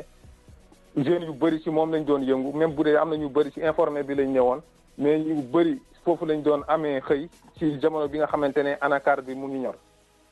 voilà jërëjëf Assane Ba ñëwaat studio bi Abou dégg nga waa jeune Ziguinchor bi ñu wax ak banlieue bi li ñu wax. Ziguinchor potentialité bëri na. mango am na fa orange am na. anacarde am na. suuf si nangu na. waaye gisuñu usine de transformation. dañuy def maanaam seen i béy ñeneen ñëw si bitim réew indiens yi chinois yi malaisiens yi jël anacarde bi yóbbu ko transformé ko di ko jaar Sénégal li waral réew mi mënuñu. lu ñuy béy fii ci réew mi transformé ko ci fii jaayee ko Sénégal yi d'abord balaa ñu ko exporté. loolu dëgg la yàgg nañ ko constaté Ziguinchor dafa doon am sax production yu bëri yoo xam day yàqu foofu fruits yu bëri yu ñu fay def yu ñu fay béy da doon yàqu parce que mënuñ ko stocké foofu wala bu ñuy mën a transporter lu ñuy mën a transporter indi ko vers Dakar wala yeneen dëkk yi tamit duñ am logistique bu doy pour yóbbu ko à temps. mu yàqu te loolu xamoon nañu. problème yooyu bu yàgg-yàgg xëy na am na jéego yi ci état bi di def actuellement wante man damay ñëwaat rek toujours ci li ma mus a wax mooy nguur gi il faut mu fexe ba surtout secteur bancaire bi tamit mu dugg ci xeex bi. ci wàllu financement économie bi. ci ñaari fànn laa ñëw boo xoolee ci contribution à la croissance économique services bancaires yi am nañ ci rôle bu mag bu ñu am. les services bancaires mais xam nga ñi siy liggéey bëriwuñ. dama doon benn jour def benn xayma ma ne boo seetloo banque yu nekk Sénégal yëpp lu ñu employé ci nit. lu université di employé moo ko ëpp. te pour man loolu du yoon parce que lu toll ni ay banque ak xaalis yu ñu yore même su fekkee dañuy soutenir économie bi war nañ fexe ba en plus des financements yu ñuy joxe ñu créer ay emplois seen bopp loolu nag nguur moo koy def. nguur moo koy waxuma imposer wante moo koy proposer pour que ñu jouer ci boo gisee nit ñi mënuñu transformer seeni production tamit c'est parce que souvent amuñu moyen yooyu tamit il faut que ñu xool ñu am ay crédit yu doy état bi jàppale leen ak système parce que état bi encore une fois moom mënul jël ci budget toujours di joxe mais bu ñu taxawee tout système bancaire bi constat bu ñu def à part BND FONSIS ak FONGIP banques yi fi ne banque étrangère lañu. maanaam même bu dee dañuy mbubbu Sénégal. xaalis bitim réew la. te ñoom Sénégalais yu bëri nekk ci secteur privé bi. ñu ngi lamenté wu ne nañu bu ñu amee projet war ko financer. nekk en concurrence. ak xam nga ne banque bi mbokkam bi lañu njëkk financer. parce que Alioune Sow yan na ko yërëm mos na wax fii bu mu amee projet defar benn tali. yóbbu ko ci benn banque bi tubaab bi la financé parce que tubaab bi seen bopp yi seen biir dañuy dimbalan seen biir loolu tamit nguur gi war na ci bàyyi xel. bu baax. moo tax mu soulever point boobu pour wax ne il faut que état bi moom mu impliqué wu ci loolu noonu c'est vrai que am na ay règles yu banque di doxal ak yooyu wante dañoo war a soutenir en plus de ay lu ñuy wax RSE responsable sociétal d'entreprise pour man war nañu dem au-delà de dimbali ndawaan yi ñuy def ci nit ñi. am na beneen problème bu am Sénégal mooy damay wax problème sociologique la maanaam nit ñi tamit dañuy yaakaar ni état moo mun lépp. dañuy xaar lépp ci état. léeg-léeg nag ci mbiru xëy état lu muy mën a def mooy améliorer. sa cadre bi ak aussi sa employabilité. maanaam état bi mun na fexe ba. yow nga voilà mu jox la ay jumtukaay yoo xam ne mun nga fexe ba am dara. mais malheureusement ñun fii ci jeunes yeeg yooyu ñu ci bëri. dañuy yaakaar ne état moo la war a téye sa loxo ba dugal la ci benn bureau wala ci climatisé jox la oto voilà ci fenn voilà jox la lépp toog ci buntu kër naan ataaya rek naan dara doxul après ñu lay fay donc loolu tamit il faut que si ñiy accompagner jeunes yi ñoom tamit ñu liggéey ci wàllu boobu noonu pour que jeunes yi xam ne dañ leen nekk di leen jàppale pour ñoom ñu gën a mën a débrouiller wu pour mën a trouver seen bopp maintenant mën nga am compétence insérer ci école yi waaw ay psychologue liggéey mentalité xale yi tamit ci conquête parce que ñu bëri nee nañu Sénégal boo xoolee histoire du Sénégal nu ñu ko tëggee histoire bi xam ne keneen moo ko bind Lat Joor dañ kaa dóor fale Béranger dafa perte c'est-à-dire xale yi bu ñu jundoo bu ñu yeewu di jàng histoire Sénégal histoire défaite la ñu jàng kenn du leen jàngal seen histoire maanaam ay héros sénégalais xam ne ñuy réussir loolu day jouer si mentalité xale yi loolu am na solo dañuy nekk ay xale yoo xamante ne dañu nangu défaite waaw ci psychologue yi am nañu solo si mbir mi bu mel ni waaye pour man psychologue bu gën a rëy mooy bu gën a mag mooy pratique bi gis nga nit ki xale bi mën nga toog tenir ko benn discours naan ko non yow ak ñii benn ngeen yow mën nga lii mën nga yow mu koy déglu waaye su fekkee yaa ngi koy wonaale en même temps nga koy jox opportunité moom muy dugg si ay entreprise di si liggéey tuuti di demaat di delluwaat université wala delluwaat école moom après day xam luy xew si milieu boobu yëpp donc moom bu génnee il sera suffisamment préparé pour dem en plus des discours yi ñu koy mën a defal ci côté psychologie côté affaire yooyu boo demee nag bu ñu ñëwaatee ci voilà waa Ziguinchor yi loolu xam nañ ko c'est-à-dire il faut que aussi ñu fexe ba ñu valoriser chaîne de valeur c'est-à-dire excuse-moi de la répétition maanaam ñu faire en sorte que ñu exploiter chaîne de valeur yi am parce que nit ñi souvent dañuy ñëw di produire pour ñoom dañuy jaay rek après dem te xamuñ ne lu ñuy produire noonu buñ ko doon transformer boobu la ñu ëpp xaalis il faut ñu encadrer leen moo tax ma doon wax léegi affaire secteur système bancaire bi lu mu war a intervenir tamit ci biir mbir mi monsieur bi loolu tamit coow la système bancaire bi yenn saa dañuy xam ne luy xaw parce que banques yi fi nekk yu bëri banque étrangère lañu c'est des compatriotes la ñu njëkk a privilégié parce que c'est une sorte d'entente tacite bi am ci ñoom nguur gi war na mun dugal loxoom ci loolu banques yi parce que xaalis sénégalais lañu liggéey gën a mën a financer projet sénégalais yi te Casamance dégg nga nguur def na ci ay lu bëri waaye ba léegi nit ñi dañuy def transformation artisanale produit dañ koy béy exporté ko te ñooñu ñëw jënd seen produit dañ koy defaral ñëw jaay leen ko su mu gën a cher maanaam exporté emploi la ñuy def. dëgg la jàpp naa ne bu ma waxee ci secteur bancaire malheureusement man dama doon wax ne boo buggee leb entreprendre ñu laaj la ay garantie yoo xam ne nii day xaw a metti surtout kuy soog a jóg bëgg a entreprendre moo tax may wax souvent que ne nañ ma baal suma mbokk secteur bancaire yi souvent on a de grosses boutiques. parce que banque pour man lu mu war a njëkk a def mooy jël ay risques. xëy na ndaw ñi nga xam ni dañuy jóg commencer entreprendre y a des risques mais c'est le rôle de la banque man jàpp naa ne banque moo war a jël ay risques accompagner développement d'un pays. mais banque centrale am na ci rôle. oui am na ci rôle d'ailleurs souvent na waxtaan ak su ma naataangoo Zahra Iyane ma ne ko man jàpp naa ne banques yi ak même système de microfinance yi sax li ñuy teg ndaw ñi. bu dafa 13%. des fois sax 21%. c'est un taux usurier. Président de la République wax na ko keroog mais jàpp naa ne war na loolu. suñu réew yi suñu banque centrale bi war na ci taxaw pour xool nan lañ mun a encadrer ñi nga xam ni ñoo bëgg a entreprendre. parce que boo bëggee démarrer commencer ci def sa yëfi bopp ñu teg la loo xam ne ni doo mën a dem bon soo bëggee dem it da ngay mujj ci daanu. donc loolu jàpp naa ne appel la boo xam ne war nañ ko def suñu système bancaire sous le contrôle de la BCEAO. mais pour man jàpp naa Sénégal tey ci réew yëpp la ci àdduna la bokk te àdduna c'est un village bu neexee chinois bi mun nañoo investir au Sénégal français bi marocain bi comme keneen c'est le moins important li am ëpp solo mooy cadre bi nga xam ni gouvernement Sénégal dina ko teg suñu économie sous-régionale UEMOA dina ko teg pour mën a permettre ndaw ñi nga xam ni ñoo bëgg a entreprendre. mais transformer produits locaux yi. d'accord na loolu Alassane wax na ko. loolu moo tax état Sénégal am li ñuy tuddee ay agropole. wax na ko léegi agropole sud incha allah dina taxaw ci fan yi yoruma ko su ma naataangoo ministre de l'industrie Moustapha Diop moo koy doxal. loolu dina tax ñu mën a am ay emploi yu bees ci wàllu transformation produits yi nga xam ne ñoo am foofu biir Casamance. mais dina non seulement tax ñu am liggéey mais dina tax aussi ñu valoriser suñu produit yi. parce que comme ni nga ko waxee dañ koy jël rek à l'état brut exporter ko noix d'acajou bi ñu yóbbu ko Vietnam. defaraat ko dugal ko ci sachet indiwaat ko fii mu gën a cher. xam ne loolu ñun ñëpp jàpp nañ ne jaaduwul loolu moo tax agropole yi jóg pour mën a gunge. ñi nga xam ne ñi ngi koy liggéey ci gox yi lu mel ne Casamance wala mango ak darkase ak yu mel noonu et loolu dafay bokk ci opportunité xam nga ren crise bi nu mu demee nii Alassane wax na ko darkase mi ngi ñor mais chinois yi ñëwuñu. vietnamais yi ñëwuñu. léegi nag il faut ñun. ñu suñu instinct de survie man ñu wax léegi nan la ñu war a def à défaut ñu def une transformation complète ñu def une semi-transformation pour mën a jox une valeur ajoutée à ces produits là donc loolu bokk jàpp naa ne bokk na ci opportunité yi nga xam ni moom la mais ñaar yu mu bëgg a wax. ala professeur wax na ko. mooy li wax rek ndawu Pikine yi il faut que ñu gëm ne ñun ci Sénégal lañ bokk te bu ñu bëggee bokk ci ñiy defar réew mi il faut que ñu gëm suñu bopp. gëm suñu bopp mooy état. rôle am du joxe liggéey. boo gisee état lu muy joxe yëpp ci liggéey.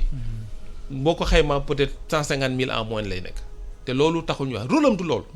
rôle état mooy taxawal cadre bi rôle état mooy joxe xam-xam rôle état mooy joxe accompagnement non financier rôle état mooy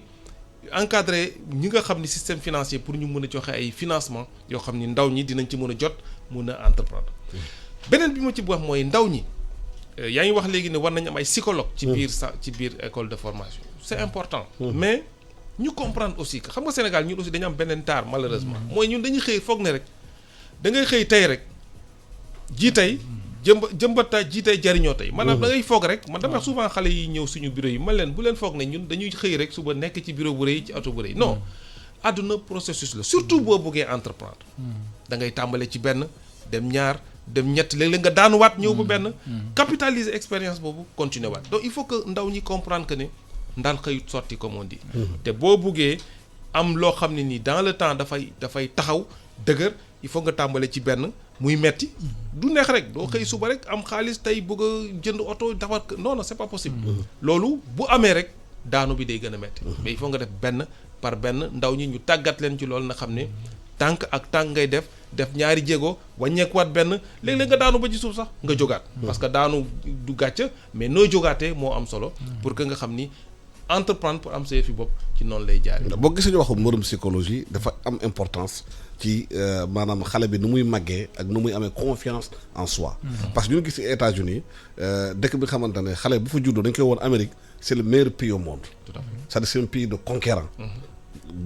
Trump bu mu ñëwee dina Amérique great again. dafa war a ñun ci xale yi. ci seen comportement ci seen tamit njàng ñu boole système boobu. parce que colonisation bi dafa def ay dégâts psychologiques yu bëri ci xale yi ak même ci mag yi. xamante ne ñoom lu weex rek tubaab moo ëpp moo mën lépp. moo mën def lépp bu tubaab taxawee rek ils perdent leur moyen. est-ce que loolu yaakaaroon war nañu mën a jàngal histoire bu ñu jàngal xale yi. que Lat Dior il a eu à faire des choses xamante ne victorieuses. xale bu yeewoo ne Lat Dior njàmbaar la woon mun naa nekk comme Lat Dior. d'accord na ak yow c'est-à-dire ñu jaar ci système éducatif classique Sénégal yëpp daanaka histoire yeneen dëkk yi la ñu gën a xam sax que seen histoire dëkk. parce que am na yu bëri yoo xam ne duñ ko jàng ci suñu kii te ma boo xoolee ci lycée yi des fois ñu jàng littérature française ak nangam. lu ñeneen ñi bind voilà yooyu la ñu gën a xam loolu moom c'est vrai am na. loolu dafay jouer ci mentalité xale yi. loolu dafay jouer mais premier problème bu ñu am. mooy làkk bi ñun déjà français la ñuy jàng. ci école yi. mais français du suñu làkk. wóor na xam nga donc même boo changé woon contenu bi sax di ci jàng histoire Lat Dior wala histoire keneen histoire boobu lu ci ëpp day fekk tubaab yee ko bind. parce que seen làkk la. xam nga bu fekkoon ne ñun. te ñoo koy bindal nu leen neexee. ñoom ñoo koy bindal nu leen neexee ñun ñu ñëw xëy na des fois ñu contester yenn partie naan lii la wala lee. du lii du nii. mais làkk bi déjà. mooy premier problème donc moo tax loolu problème bu profond la boo xam ne. nekkul lu ñu mën a régler léegi. foo ñu liggéey ko de. xam nga moo tax ma la doon wax léegi ne. yooyu am na solo discours bi bon psychologie bi tout ça wante comme mënaguñu changer cadre boobu yëpp maanaam ne léegi kenn dootu bi làkk tubaab wala kenn dootu bi jàngee tubaab sa làkk ngay jàng loolu nekkul lu ñu mën a def léegi. au moins jeunes yi ñu fexe ba gëmloo leen ne ñoom mun nañu dara te pour ñu gëm ko. nekkul lu ñu leen di wax rek pour ñu gëm. mais il faut ñu won leen ñu dugal leen ci fenn boo xam ne ci circuit bi ñu gis ne ñoom mun nañu def lii. wala mun nañu def laa. te loolu nag encore une fois il faut que financement secteur bancaire bi dugg ci parce que boo xoolee Sénégal nu ñuy tuddee inclusion financière xam nga inclusion financière dafa am nu ñuy wax ñetti pàcc lu ñuy wax taux de bancarisation strict boobu mooy ñu am ni compte bancaire ci banque yu ñu xam wala poste. loolu ay autour de 20% lay poussé te ñooñu nag souvent ñooy mun am yenn financement yu mag yi maintenant boo si dugalee microfinance beeg yooyu boobu ngay nekk si taux de bancarisation élargi boobu mooy nekk côté 57%. léegi bu dee nag taux d'utilisation bi ngay jël service financier nga boole si ay Orange Money ay yooyu yëpp nga yegg 67%. puis gis nga même bu dee foofu nga jël sax bu gën a mag bi 67% bi xam nga ne loolu c'est plus pour des activités quotidiennes. que pour vraiment taxawal. investir entreprise wala et cetera. donc pour taxawal entreprise wala investir il faut nga bokk ci 20% yu njëkk yi. bancarisation stricte. wala boo duggee ci beneen bi comme ni ko monsieur le ministre waxee léegi taux yu ñu lay appliquer day tax ba même boo ko amee it yow pour nga dem day jafe. parce que pour nga rentabiliser sa exploitation dafay jafe te loolu nag il faut que nag mu am réglementation. te loolu état bi moo si mën a dimbali nit ñi. côté boobu parce que client bi moom bii di dem ci kii mënul imposer dara. te des fois ni wax c'est à prendre ou à laisser. da ngay am say activités yooyu mën a yaa bëgg a doxal bëgg a financement nga dem ñu imposer la donc loolu c'est très important et Casamance léegi c'est sa naataango bi wax na waxu tourisme hôtellerie et cetera xam nañ ne tourisme bi moom. si secteur yu gën a kii am problème la bokk. avec coronavirus bi. te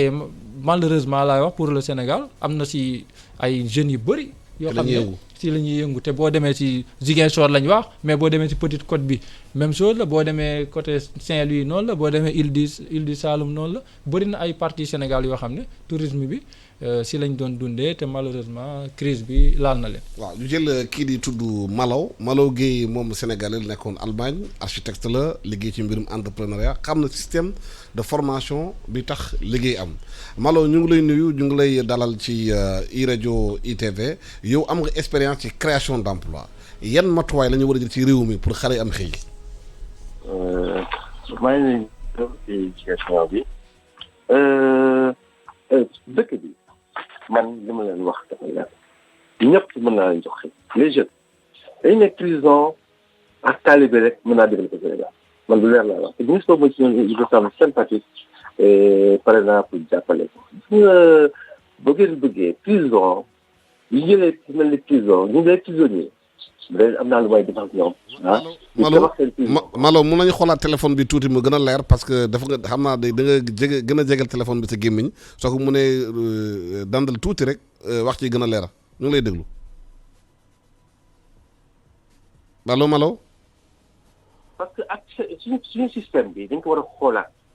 dañu topp tubaab bi système prison bi ñuy yor ci dafa baaxul parce que man bu ma joxoon prisonniers yi dañuy occupé ñoom ñooy defar briques yi ñooy tabax prison yi xam nga mais prison bi du tëju day ci jéego day nekk ci jàmm xam nga mais dañuy defar seen xel dañuy nekk ay nit parce que yaa ngi ngeen wax affaire allo. oui ñu lay déglu yéen a ma déglu. ok dañuy defar seen xel da ngay defar seen xel man prison ba nga ko joxoon tey dama koy def ko bu nga xam ne day ñëw si booru géej gi prison yi ñu defar géej mais tabax ñu prison bi ñooy nekk si prison bi tabax fii dëkk si prison bi kon prison du nekk ñu tubaab dafa comme temps esclavage tubaab li ñuy indil mooy lépp li ñuy indil répétition la vraiment bëgg na jàppale Sénégal talibé yi richesse la ñun dañu am richesse dañu am xaalis boo xam ne du jeex boo xam ne mooy jeunes yi pour ñu former leen man jël naa sama xaalis jël avion dem ba Casamance Colomba jàngal leen li ñuy liggéeyee te li ñu tabaxee seen kër en une journée ñu jàng formation mais Tunkara def naa émission am télévision formation bi ubbi tey jàng tey mën tey man sénégalais laa tuma sénégalais man black man laa nit ñuul la man lépp yi def loo xam ne nit ñuul da lay faagagal du ma ànd ak ñoom li nga leen laa bëgg monsieur le ministre dama bëgg bu lan parce que actuellement corona am na te loolu ñu très attention la dañu def très attention Sénégal yi yëpp mën liggéey et puis business plan bi baaxul parce que business plan boo xam ne dañ koy def si tubaab mais ñëwal melo boo ñëwee melo maa ñëw sama doom ñu koy liggéey adduna bi yëpp la koy ñëw américain japonais chinois ñëpp a koy ñëw loolu mën nañ ko def Sénégal te man naa dama jàppale Sénégal dama mujj feebar dafa am AVC am ay dépression yéen ma war a jàppale xam nga tax ministère de la formation professionnelle ministère de la formation professionnelle maa ko may doole man maa ko indi le système droit man Georges Tendeng moom ma woo mais ma président Abdoulaye Wade dana soxla ma ñëw Sénégal mais ñun bëgguñu sax si Abdoulaye Wade mais dañ may laaj ay xalaat génn télévision di wax la formation professionnelle xamuñu si dara man daal wax dëgg yàlla wax ji bëri amul njëriñ xam nga Sénégal mën naa jox ñëpp liggéey tous les jeunes wala amuñu def Dakar loo xam ne booy def Dakar ah pour leen indi ñu leen ñu teel jox ma la ne monsieur la si def man bu ma nekk ministre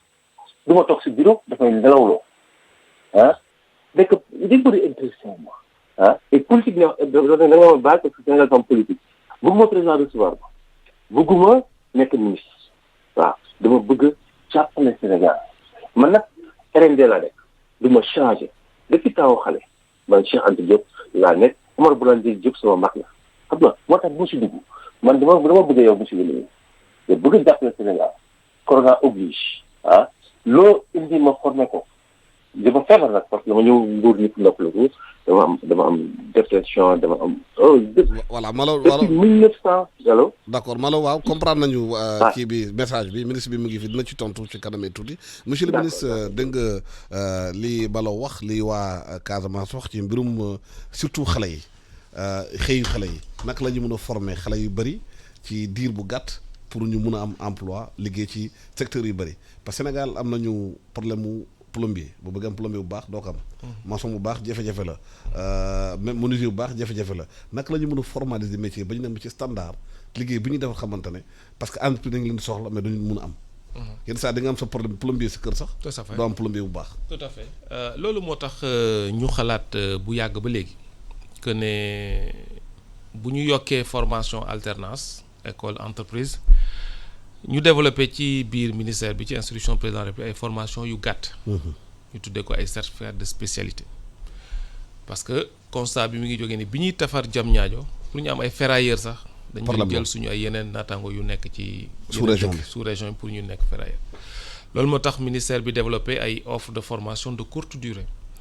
tey fi may wax ak yow nii encore on revient à la communication il y a au moins 4000 jeunes yoo xam ne ñi ngi nekk ci ay formation courte durée de 6 mois de certificat de spécialité bokk ci mécanisme bi ñu doon wax léegi te ñooñu état moo leen di fayal seen formation à hauteur de 90% à travers le 3FPT fonds de financement de la formation professionnelle technique loolu réponse boobu la ñuy di plombier agriculteur dans l'aquaculture ci métier yoo gis yi nga xam ne tey suñu économie soxla na ko parce que dañuy wax ne professeur mi ngi ko wax ci benn passage que ne tey xale bi boo ko formé duñu leen formé rek li tubaab bi ex nihilo normalement centre bi nekk Bunkiling dafa war a former xale bi en fonction de l'économie de Bunkiling te loolu moo tax paradigme yi di changer ci biir formation professionnelle parce que tey Bunkiling bu jàppee ne ci aquaculture soxla nañ ay xale yoo xam ne mun nañ def aquaculture centre bi développé benn formation courte durée 6 mois maximum pour que ndaw mi mun a am les rudiments d'être mais est-ce que centre de formation doit épouser plan d'aménagement du territoire bi ngeen mettre en place est-ce que da koy épouser pour xam ne gox bu nekk yan besoin ñoo fa nekk yan formation moo fa am. alors ça c'est une grosse question jàpp naa ne ñun ñu ngi ciy liggéey ci biir ministère bi wax li ñuy tuddee cartographie de la formation professionnelle c'est tout heureux que ñu am tout récemment un plan national de développement des territoires validé ko donc ñun ci suñu étude boobu ñuy def nii bu ñu waxantee dëgg nag parce que pendant longtemps on a en fonction des régions rek defar centre de formation et cetera peut-être pas taf yëngal sax mais parce que duñ ko woon teg ci ay études yu leer ñu ne tey kat Bunkiling dañuy jàpp rek ci suñu feeling que ñu ne Bunkiling kat gis nañ ne mbayum mango baax na fi donc nañ tabax centre boo xam day orientation mango mais duñ ko def ci ay études yoo xam ne nii mooy wane loolu nag lañ bëgg a soppi pour que depuis quelques années nag ministère bi ngi ciy liggéey pour que ñu am une cartographie de la formation professionnelle buy épouser le plan national de développement du territoire mais épouser aussi contexte local économique parce que objectif bi mooy former ndaw bi nekk Bunkiling wala nekk Goudomp ñu former leen ci métiers yi am Goudomp ak Bunkiling pour que après mu mën a entreprendre ci localité boobu am na aussi beneen système waaw ma ne lu muy wax nii daf may fàttali ne ministère de l'économie bon plus particulièrement direction générale de la planification et des politiques économiques commencé woon nañ fi def at bu jot lu ñuy wax étude sur les potentialités régionales chaque région Sénégal def benn étude buy wone fii nii lan moo fi gën a dox nit ñi ci lan la ñuy gën a yëngatu xam nga loolu bu ñu doon liggéey ak ministère de l'emploi dinañ mën a créer benn synergie. boo xam ne dina gën a yombal mbir mi. ci pour choix yan formation la ñuy def fii yan formation la ñuy def. mais am na beneen système bi xamante ne. nit ñi xëy na sénégalais bàyyiñ ci xel mooy diaspora bi. Sénégal foo dem ci àdduna sénégalais yu xarañ. ñu ngi dans les plus grandes entreprises du monde. ñooñu mu gën a ñëw investir ci réew mi créer emploi.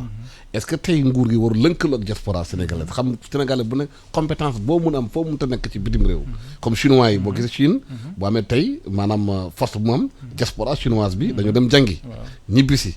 créer condition yoo xamante ne de développement de leur pays lan la nguur gi war a def ci loolu. waaw loolu c'est important ndax gis nañ ne diaspora bi lu ëpp 1000 milliards dañ koy envoyé fii Sénégal waaye malheureusement lu ci ëpp ci consommation ménage yi lay dem. maanaam ñoom dañuy jàppale seen famille yi nekk fii. wan lañ leen mën a dimbale pour ñu mën a investir mais nag foofu y a un bémol comme ni koy tubaab di waxee man dama jàpp ne ñu ci bëri tamit ci diaspora bi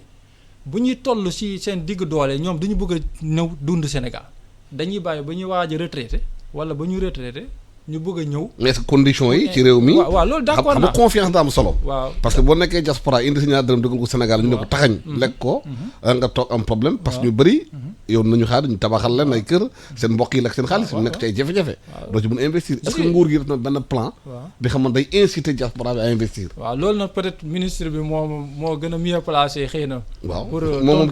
tontu si question boobu. waaye man la ci sama analyse. dama jàpp ne doomu Sénégal ak fu mu mën a nekk war nañ ko mën a yombalal pour su bëggee investir ci dëkk bi mbir mi yomb ci moom mais dama constaté que ci suñu mbokk diaspora bi am na ci ñu bëri ñoo xam ne ci seen fin de carrière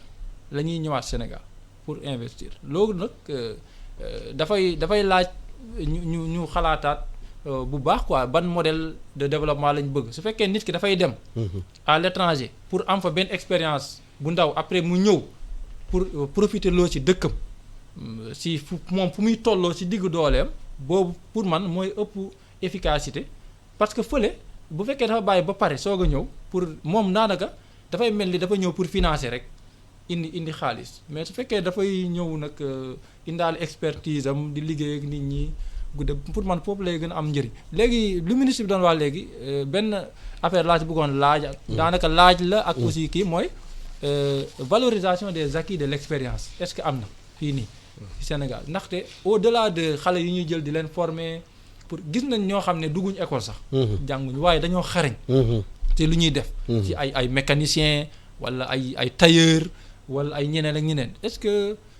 waruñu aussi wut benn système de certification boo xam ne day tax ñooñu noonu am ay kayit yoo xam ne dina tax ñuy mën a accéder à certains financements wala yombalal parce que bu ñu yemee si ñuy nekk système éducatif bi rek dañuy fàtte ñu bëri gëm naa ne dañuy fàtte ñu bëri te loolu mooy indi ñu naan effort yi ñuy def yëpp est-ce que gisuñu ko ñu ngi koy gis ci terrain bi ndax dafa am ñu bëri ñoo xam ne ñu ngi si suuf te ñooñu ñoo gën a téye sax économie bi ndax ñooñu bu doon rek ñuy dem liggéey di xëy di ñëw di fayeeku salaire bu doon ñooñu kese bu ñu toogoon liggéeyuñu sax dëkk bi du taxaw waaye ñi ci des bu ñu toogoon ne ñoom dañuy grève comme ni yeneen salariés yi def comme enseignants yi sama mbokk yi kon su boobaa boobu la ñuy yëg seen importance donc est-ce que boobu ministre mën na ci indil ay leeral boobu question la mais ñaari question la question diaspora bi balaa ñëw ci boobu am na Sénégalais xarañ ñu ngi dans les plus grandes entreprises du monde am na tamit ñu nekk ay ouvriers nekk ci feneen yaakaaroon ne nguur gi war na mun defar benn plan bi nga xamante ne ñooñu sénégalais bu ñu bëggee investir yombalal la mbir mi pour ñu indi seen capital expérience investir Sénégal créer emploi transfert de technologie. waaw jàpp naa ne loolu am na ay tentatives ay initiatives yoo xam ni dina tax faciliter retour des immigrés ñi nga xam ni ñoo nekk bitim réew am xam-xam bon malheureusement comme ni ko professeur waxee ñi ci ëpp bu ñu ñëwee dañuy investir dans l'immobilier. donc mooy peut-être pour ñoom investissement bi nga xam moo gën a wóor pour sécuriser seen ay biens. mais xëy na tamit gisuñu incitation bu tax ñu def ko. waaw non je pense que loolu c'est pas mauvais mais je pense que bu ñu bëggee créer emploi il faut ñu investir feneen donc c'est état moo war a def cadre boo xam ne nii dina permettre nga nekk sénégalais nga nekk fii que nga nekk bitim réew ñu favoriser pour nga mun a investir dans des secteurs yoo xam ni ay secteurs yu mën a indi xëy la pour xale yi. donc loolu am na ci ay tentatives yu ndaw mais il faut que suñu mbokk yi nga xam ñoo nekk bitim réew parce que tamit damay wax souvent ñoom ñi nekk bitim réew xëy na dinañ fa am teraanga waaye tamit ñu jëggaani fa ay façon de faire façon ni liggéey ay yoo xam ni nañ ko mën a indi fii jàpp naa aussi am na solo. ne serait-ce que dans le domaine de l'éducation et de la formation am nañ tey ay sénégalais foo dem ci àdduna bi dans les plus hautes sphères du monde ay sénégalais yu am xam-xam yoo xam ni xëy na bëgg nañ ñëw xëy na xamuñu fu ñu jaar mais je pense que war nañ gën a mën a dugal seen loxo ci investissement Sénégal mais dugal seen loxo aussi ci création. parce que boo déggee ñu naan ay ñoom Barthélemy Faye kooku Sénégal yi xëy na ñu bëri xamuñu ko. mais nekkoon na fi ki xamante ne moom gagné woon na fi prix maanaam mooy concours général yu bëri. te Barthélemy Faye tey c'est lui qui a restructuré la dette grecque. et c'est un Sénégalais. dafa ñëw vacances fi Sénégal tranquillement dem ci dëkkam ñëpp xëy na Sénégal war na identifier ñooñu. bopp yooyu yu nekk ci dans les grandes entreprises. xool naka la ñu def benn think tank ak nu ñuy liggéeyee indi seen xam-xam pour seen réew. non d'accord je pense que ñooñu war nañu macha allah dafay bari na Sénégalais yoo xam ni tey xëy na nekkatuñu ci stade li ñuy waxee les besoins primaires ñoom wax dëgg yàlla surtout na leen mais ñoom tamit ñoo war a feeñu seen dëkk. ñëw proposer seen ay services pour mën a jàppale. seen ñu leen déglu bu na feeñu ba leen déglu aussi. bon xëy na ñu ngi leen déglu xëy en tout cas man li ma gis président de la République su génnee dina tase ak yenn sénégalais yi nekk ci bitim réew pour déglu leen. moom mooy li ma doon wax léegi ci ndaw ñi rek ñu bëri dañuy ragal jàpp ne loolu suñ ko defee rek politique la or man jàpp naa ne tey ñëw ci sa réew bokk ci ñi koy tabax dara gënu ko rëy loo mun a am ci àdduna boo foo nekk ci àdduna bi teranga boo mun a am te amee woo ko sa réew bokkoo ko ak say mbokk ak sa dëkkandoo jàpp naa ne des na donc sénégalais yi ñi nga xam ni am nañ xam-xam am nañ koom am nañ xalaat nekk bitim réew war nañ mun dellu si feeñu bokk ci ñi nga xam ni ñooy tabax Sénégal je pense que te bu ñu fàtte nag ñi ci ëpp fii la ñu jógee Sénégal moo leen fayal seen jàng moo leen jàngal am na ñoo xam sax Sénégal moo leen fayal seen bourse ñu jàng bitim réew bu ñu paree ñu toog foofu donc war nañu delloo ascenseur bi seen réew pour ñëw bokk ci ñi nga xam ne ñooy tabax jàpp naa ne tey président woote na woote boo xam ne en tout cas ci encore une fois de plus ci opportunité yi nga xam ni moom la crise bi indi tey que sénégalais yi doon benn président wax na ko ci discours am 3 avril que bu ñu nekkee benn au-delà de nos appartenances ci suñ fi ñu bokk ci fi ñu jógee ci suñu ay parti ci suñu ay association li ëpp solo mooy Sénégal donc tey Sénégal am na beneen opportunité bu mu mën a tirer ci crise Covid 19 bi pour que doomu Sénégal fu mu mën a nekk mu xam ne li am solo mooy ñëw bokk ci tabax Sénégal en tout cas président de la République loolu la woote sénégalais yi nekk ci diaspora bi jàpp naa ne au-delà ñi nekk fii ci biir may rafetlu ñi nga xam ne wuy ji nañ indi seen xalaat bokk ci xeex bi parce que au-delà de la crise Sénégal dafa war a kon nite moo nekk suñu bopp donc maa ngi ñaan suñu mbokk yi nekk diaspora ñu xalaat ne tamit fii lañ jànge te ñi ci ëpp école publique lañ jànge yu Sénégal fayal leen seen jàng fayal leen ba ñu am baccalauréat ñi ci ëpp ñu fayal leen sax seen bourse ñu dem bitim réew jàngi nañu delloo ñu dellu si Sénégal pour mën a bokk ci ñiy tabax. ak valorisation expérience bu waxoon. oui la VIE am na valorisation des acquis de l'expérience am na ñi ngi koy tabax. ci biir ministère de la formation professionnelle ñi ngi ci am sax ñu certifié déjà. am na ñoo xam ne am nañ xam-xam. ci wàll bu ñu nekk te dugguñu école nekku ci benn système mais yàlla may na leen te góorgóorlu lañ ci ba am ci loolu ñi ngi koy tabax et je me réjouis que tey ak ministère de l'enseignement supérieur ñu ciy liggéey pour bâtir benn système de VIE type sénégalais mais loolu aussi lu ñu war a encourager la parce que comme ni nga ko waxee Sénégal bari na ñoo xam ne nii yàlla may na leen xarañ nañ ci seen domaine mais masuñu dugg école wala peut-être que ci ils l'ont appris dans le temps. waaw ci mois yi ñu jëm ni yan matuwaay la ñu war a jël pour tëkku crise bi. waaw matuwaay yi bëri na bu ci njëkk foog naa mooy fexe ba nit ñi bañ a lot maanaam ñu am lu ñu dundee ci période bi te loolu foog naa nguur gi jóg na si joxe ay dund nit ñi financer un peu entreprise yi. pour ñu mun a préserver l'emploi bu ci topp mooy xalaat ci bu ñu jógee ci lii parce que mbir mi du rek affaire de très court terme ne nañ def lii pour que nit ñi bañ a sonn mais bu crise bi jeexee xam nañ ne suñu économie bi dafay nërmeelu bu baax ndaxte taux de croissance yi ñu amoon depuis 2015 ba léegi c'est plus de 6%. gën a wàññeeku waaw. bii ay 2,8% la ñuy nekk ci 2020 bi bu fekk ci projection yi ñu def ci ministère de l'économie te boo xoolee pour ñu jógewaat 2,8 delluwaat fu ñu nekkoon autour de 6% ba doon viser 7% xam nga loolu dafa laaj une restructuration de notre économie. mais est-ce que du moment bi la chercheurs yi comme yéen war a tëju ci laboratoire yi. génnee xalaat jébbal ko nguur gi liggéey ak moom pour ñu xool naka la ñuy mën a transformer économie bi. ñu ngi si ndax am na benn task force bu enseignement supérieur mettre en place di liggéey ak ministère de l'économie du plan et de la coopération pour joxe ay propositions si ni ñuy non seulement ni ñuy gérer crise bi nii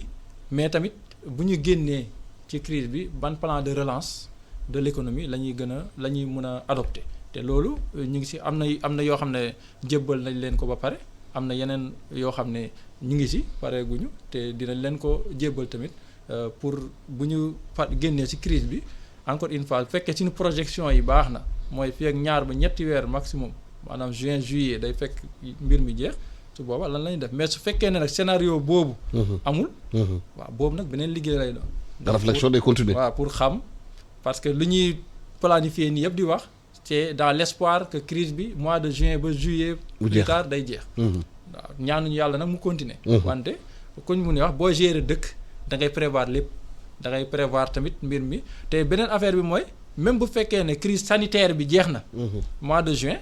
balaa économie di reprendre day yàgg. parce que bii dafa nekk crise boo xam ne bu bizarre la. dafa grave ndaxte. nit ñi wóolu wante wuñ sax. maanaam jege wante parce que maladie boo xam ne bi bu ngeen di regrouper wu. mun na am transmission. mun na law même bu ñu déclarer officiellement que amatuñu cas nit ñi danañ toog lu yàgg di moytu ba léegi. maanaam même liggéey bi. du reprendre automatiquement. comme nu mu noonu demee dina amaat beneen période. de latence. boo xam ne économie dinañ ko toog muy ñun muy yeneen dëkk yoo xam ne yi ñooñu ëpp doole donc loolu yëpp ay mbir la yoo xam ne yu mat a sóoraale la ci plan de relance yi ñuy def mais état bi il faudra que mu gën a investiraat ci biir parce que déjà du point de vue des indicateurs économiques ñun ñu ngi xalaat ne dañoo war a dépasser yu ñu doon wax ay déficit budgétaire warul dépasser 3%. ay yooyu moom il faut ñu génn ay taux d'endettement bi warul passer 70% du PIB yooyu dañ ko war a dindi. teg ko fële amatul solo léegi ba ñu génn ci crise parce que tant que ñu ngi téye ci loolu. ñun nañ xam ne crise bii moom dina continuer ba l'année prochaine. bu fekkee ne dañoo jàpp ci loolu jàpp état africain yi. bu fekkee ne. amuñu fulla ak fayda voilà pour wax waa FMI ak yooyu que ñun lii nii mënatuñ ko def il faut ñu may ñu benn liberté bi pour mun a restructurer suñu économie tant que defuñu ko duñu génn ci crise donc loolu lu important loo xam ne dès maintenant lañ ci war a réfléchir ndax les déficits vont se creuser te il faut que ñu am benn plan boo xam ne dinañu wax sur un délai de 5 ans wala plus que nit ñi mun nañu endetté wu ba fii wala mun nañu am déficit bu toll nii ainsi de suite loolu ay réflexion loolu dans la perspective bu ñu effacé wul dette bi voilà loolu dans la perspective bu ñu effacé ndax man jàpp naa ne comme ni ma ko waxee ci njëlbeen effacé dette bi moom loolu la ñëpp di wut waaye da ngay xam ne ki lay effacer dette bi moom ci boppam dafa nekk en crise maanaam ki nga yoreel nga war ko fay moom ci boppam nekk en crise maintenant loo xam ne li dette multilatérale la boo xam ne ay institutions yu mag ñoo la ko jox loolu mun nañu xool ay mais benn dëkk bu la lebal moom bon pour mu baal la ko carrément loolu dafay jafe mais mun na nekk su fekkee ne encore une fois crise bi dem nañ ba ñëpp xam ne dépassé na yenn délai yoo xam ne mënatuñ ci dara su boobaa moom dina gën a yomb négocier mais tant que nit ñaa ngi yaakaar mois de juin wala juillet day jeex xam naa ne dañ lay wax rek bul fay léegi waaye bu ci kanamee nga fay monsieur le ministre yaakaaroon na bu ñu génnee ci crise bi war nañu mën a def jéego yu am solo ci li ñu war a lekk bañ ko di ko jéegaani ñu koy béy fii ci réew mi au moins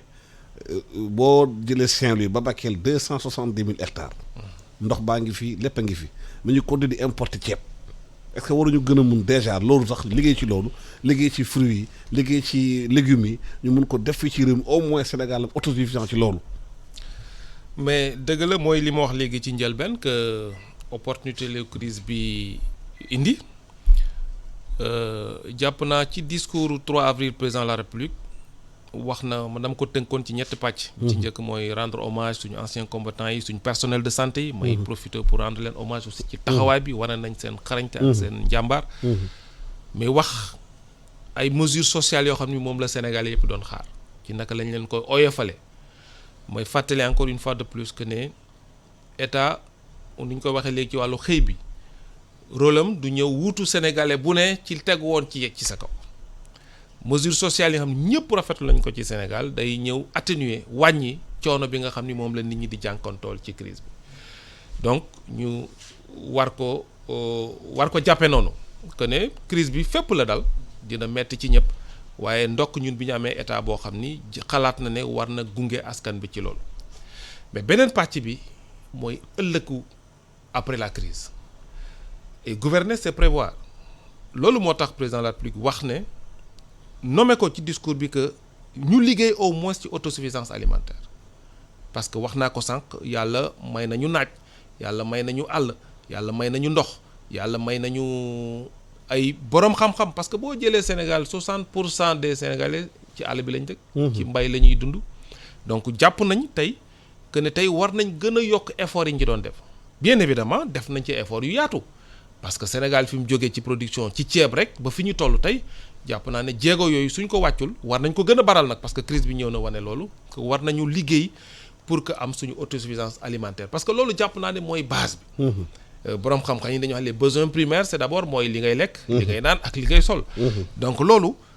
crise bi war nañu jox opportunité boobu pour que ñu gën a investir gën a baral jéego yi. ñu gën a dem ñun aussi sénégalais dem ci mbay mi dem ci mbay au sens large quand je dis mbay c'est l'agriculture au sens large mbay napp càmm et cetera parce que loolu man gëm naa ne mooy kenn suñu économie. tey am nañ pétrole am nañ gaz mais jàpp naa ne tey suñu jàngee ci leçon yeneen dëkk yi am loolu. mooy dañu war a gën a dooleel suñu mbay bi comme ni ñu koy def nii parce que gaz bi ak pétrole day nekk un appoint day nekk un plus par rapport à notre économie mais leneen lu am solo loo xam ni crise bi dina ko indi wax naa que ne on va vers un nouveau ordre mondial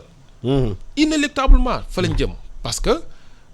tey suñu bëggee génne suñu économie ci tënk yi ñu leen institution yi tënkoon ay déficit budgétaire warul passé nangam ay dette bi warul passé pendant ce temps dëkk yi nga xam ne ñoom lañ jàpp ne ñoom ñooy symbole développement mais ils ont creusé le déficit parce que ñun déficit boo xam ni ak endettement boo xam ne daf lay permettre nga def ay investissement structurant day impacter ci sa croissance impacter ci sa PIB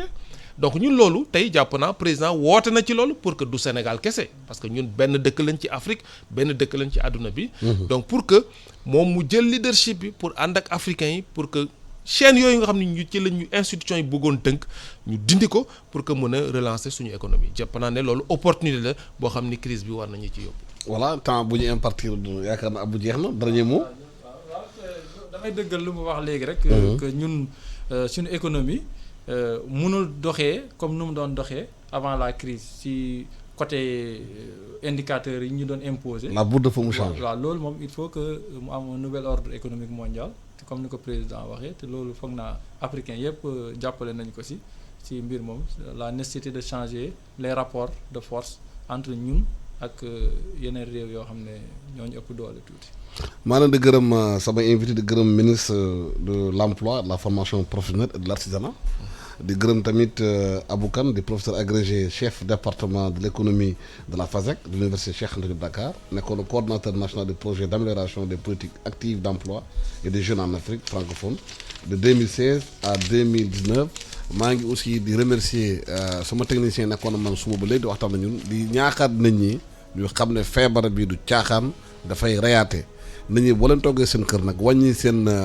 dem ak dikk bi xëy na daa ngeen wàññi feebar bi ci réew mi ñu mun a xoolaat naka la ñu koy mun a démarrer waat économie réew mi ndaxte bu ñu ko defulee réew mi na am problème te feebar bi bu amee ñëpp dañuy lor ñeneen ñi médecin lu ñu wax topp leen ko raxas loxo yi distance sociale bi mooy lu ñuy wax distance barrières yi ngeen respecté ko loolu mooy tax Sénégal génn ci te loolu ñun rek adduna bi yëpp mu am feebar bi nañuy foo ñu xam loolu parce que du caaxaan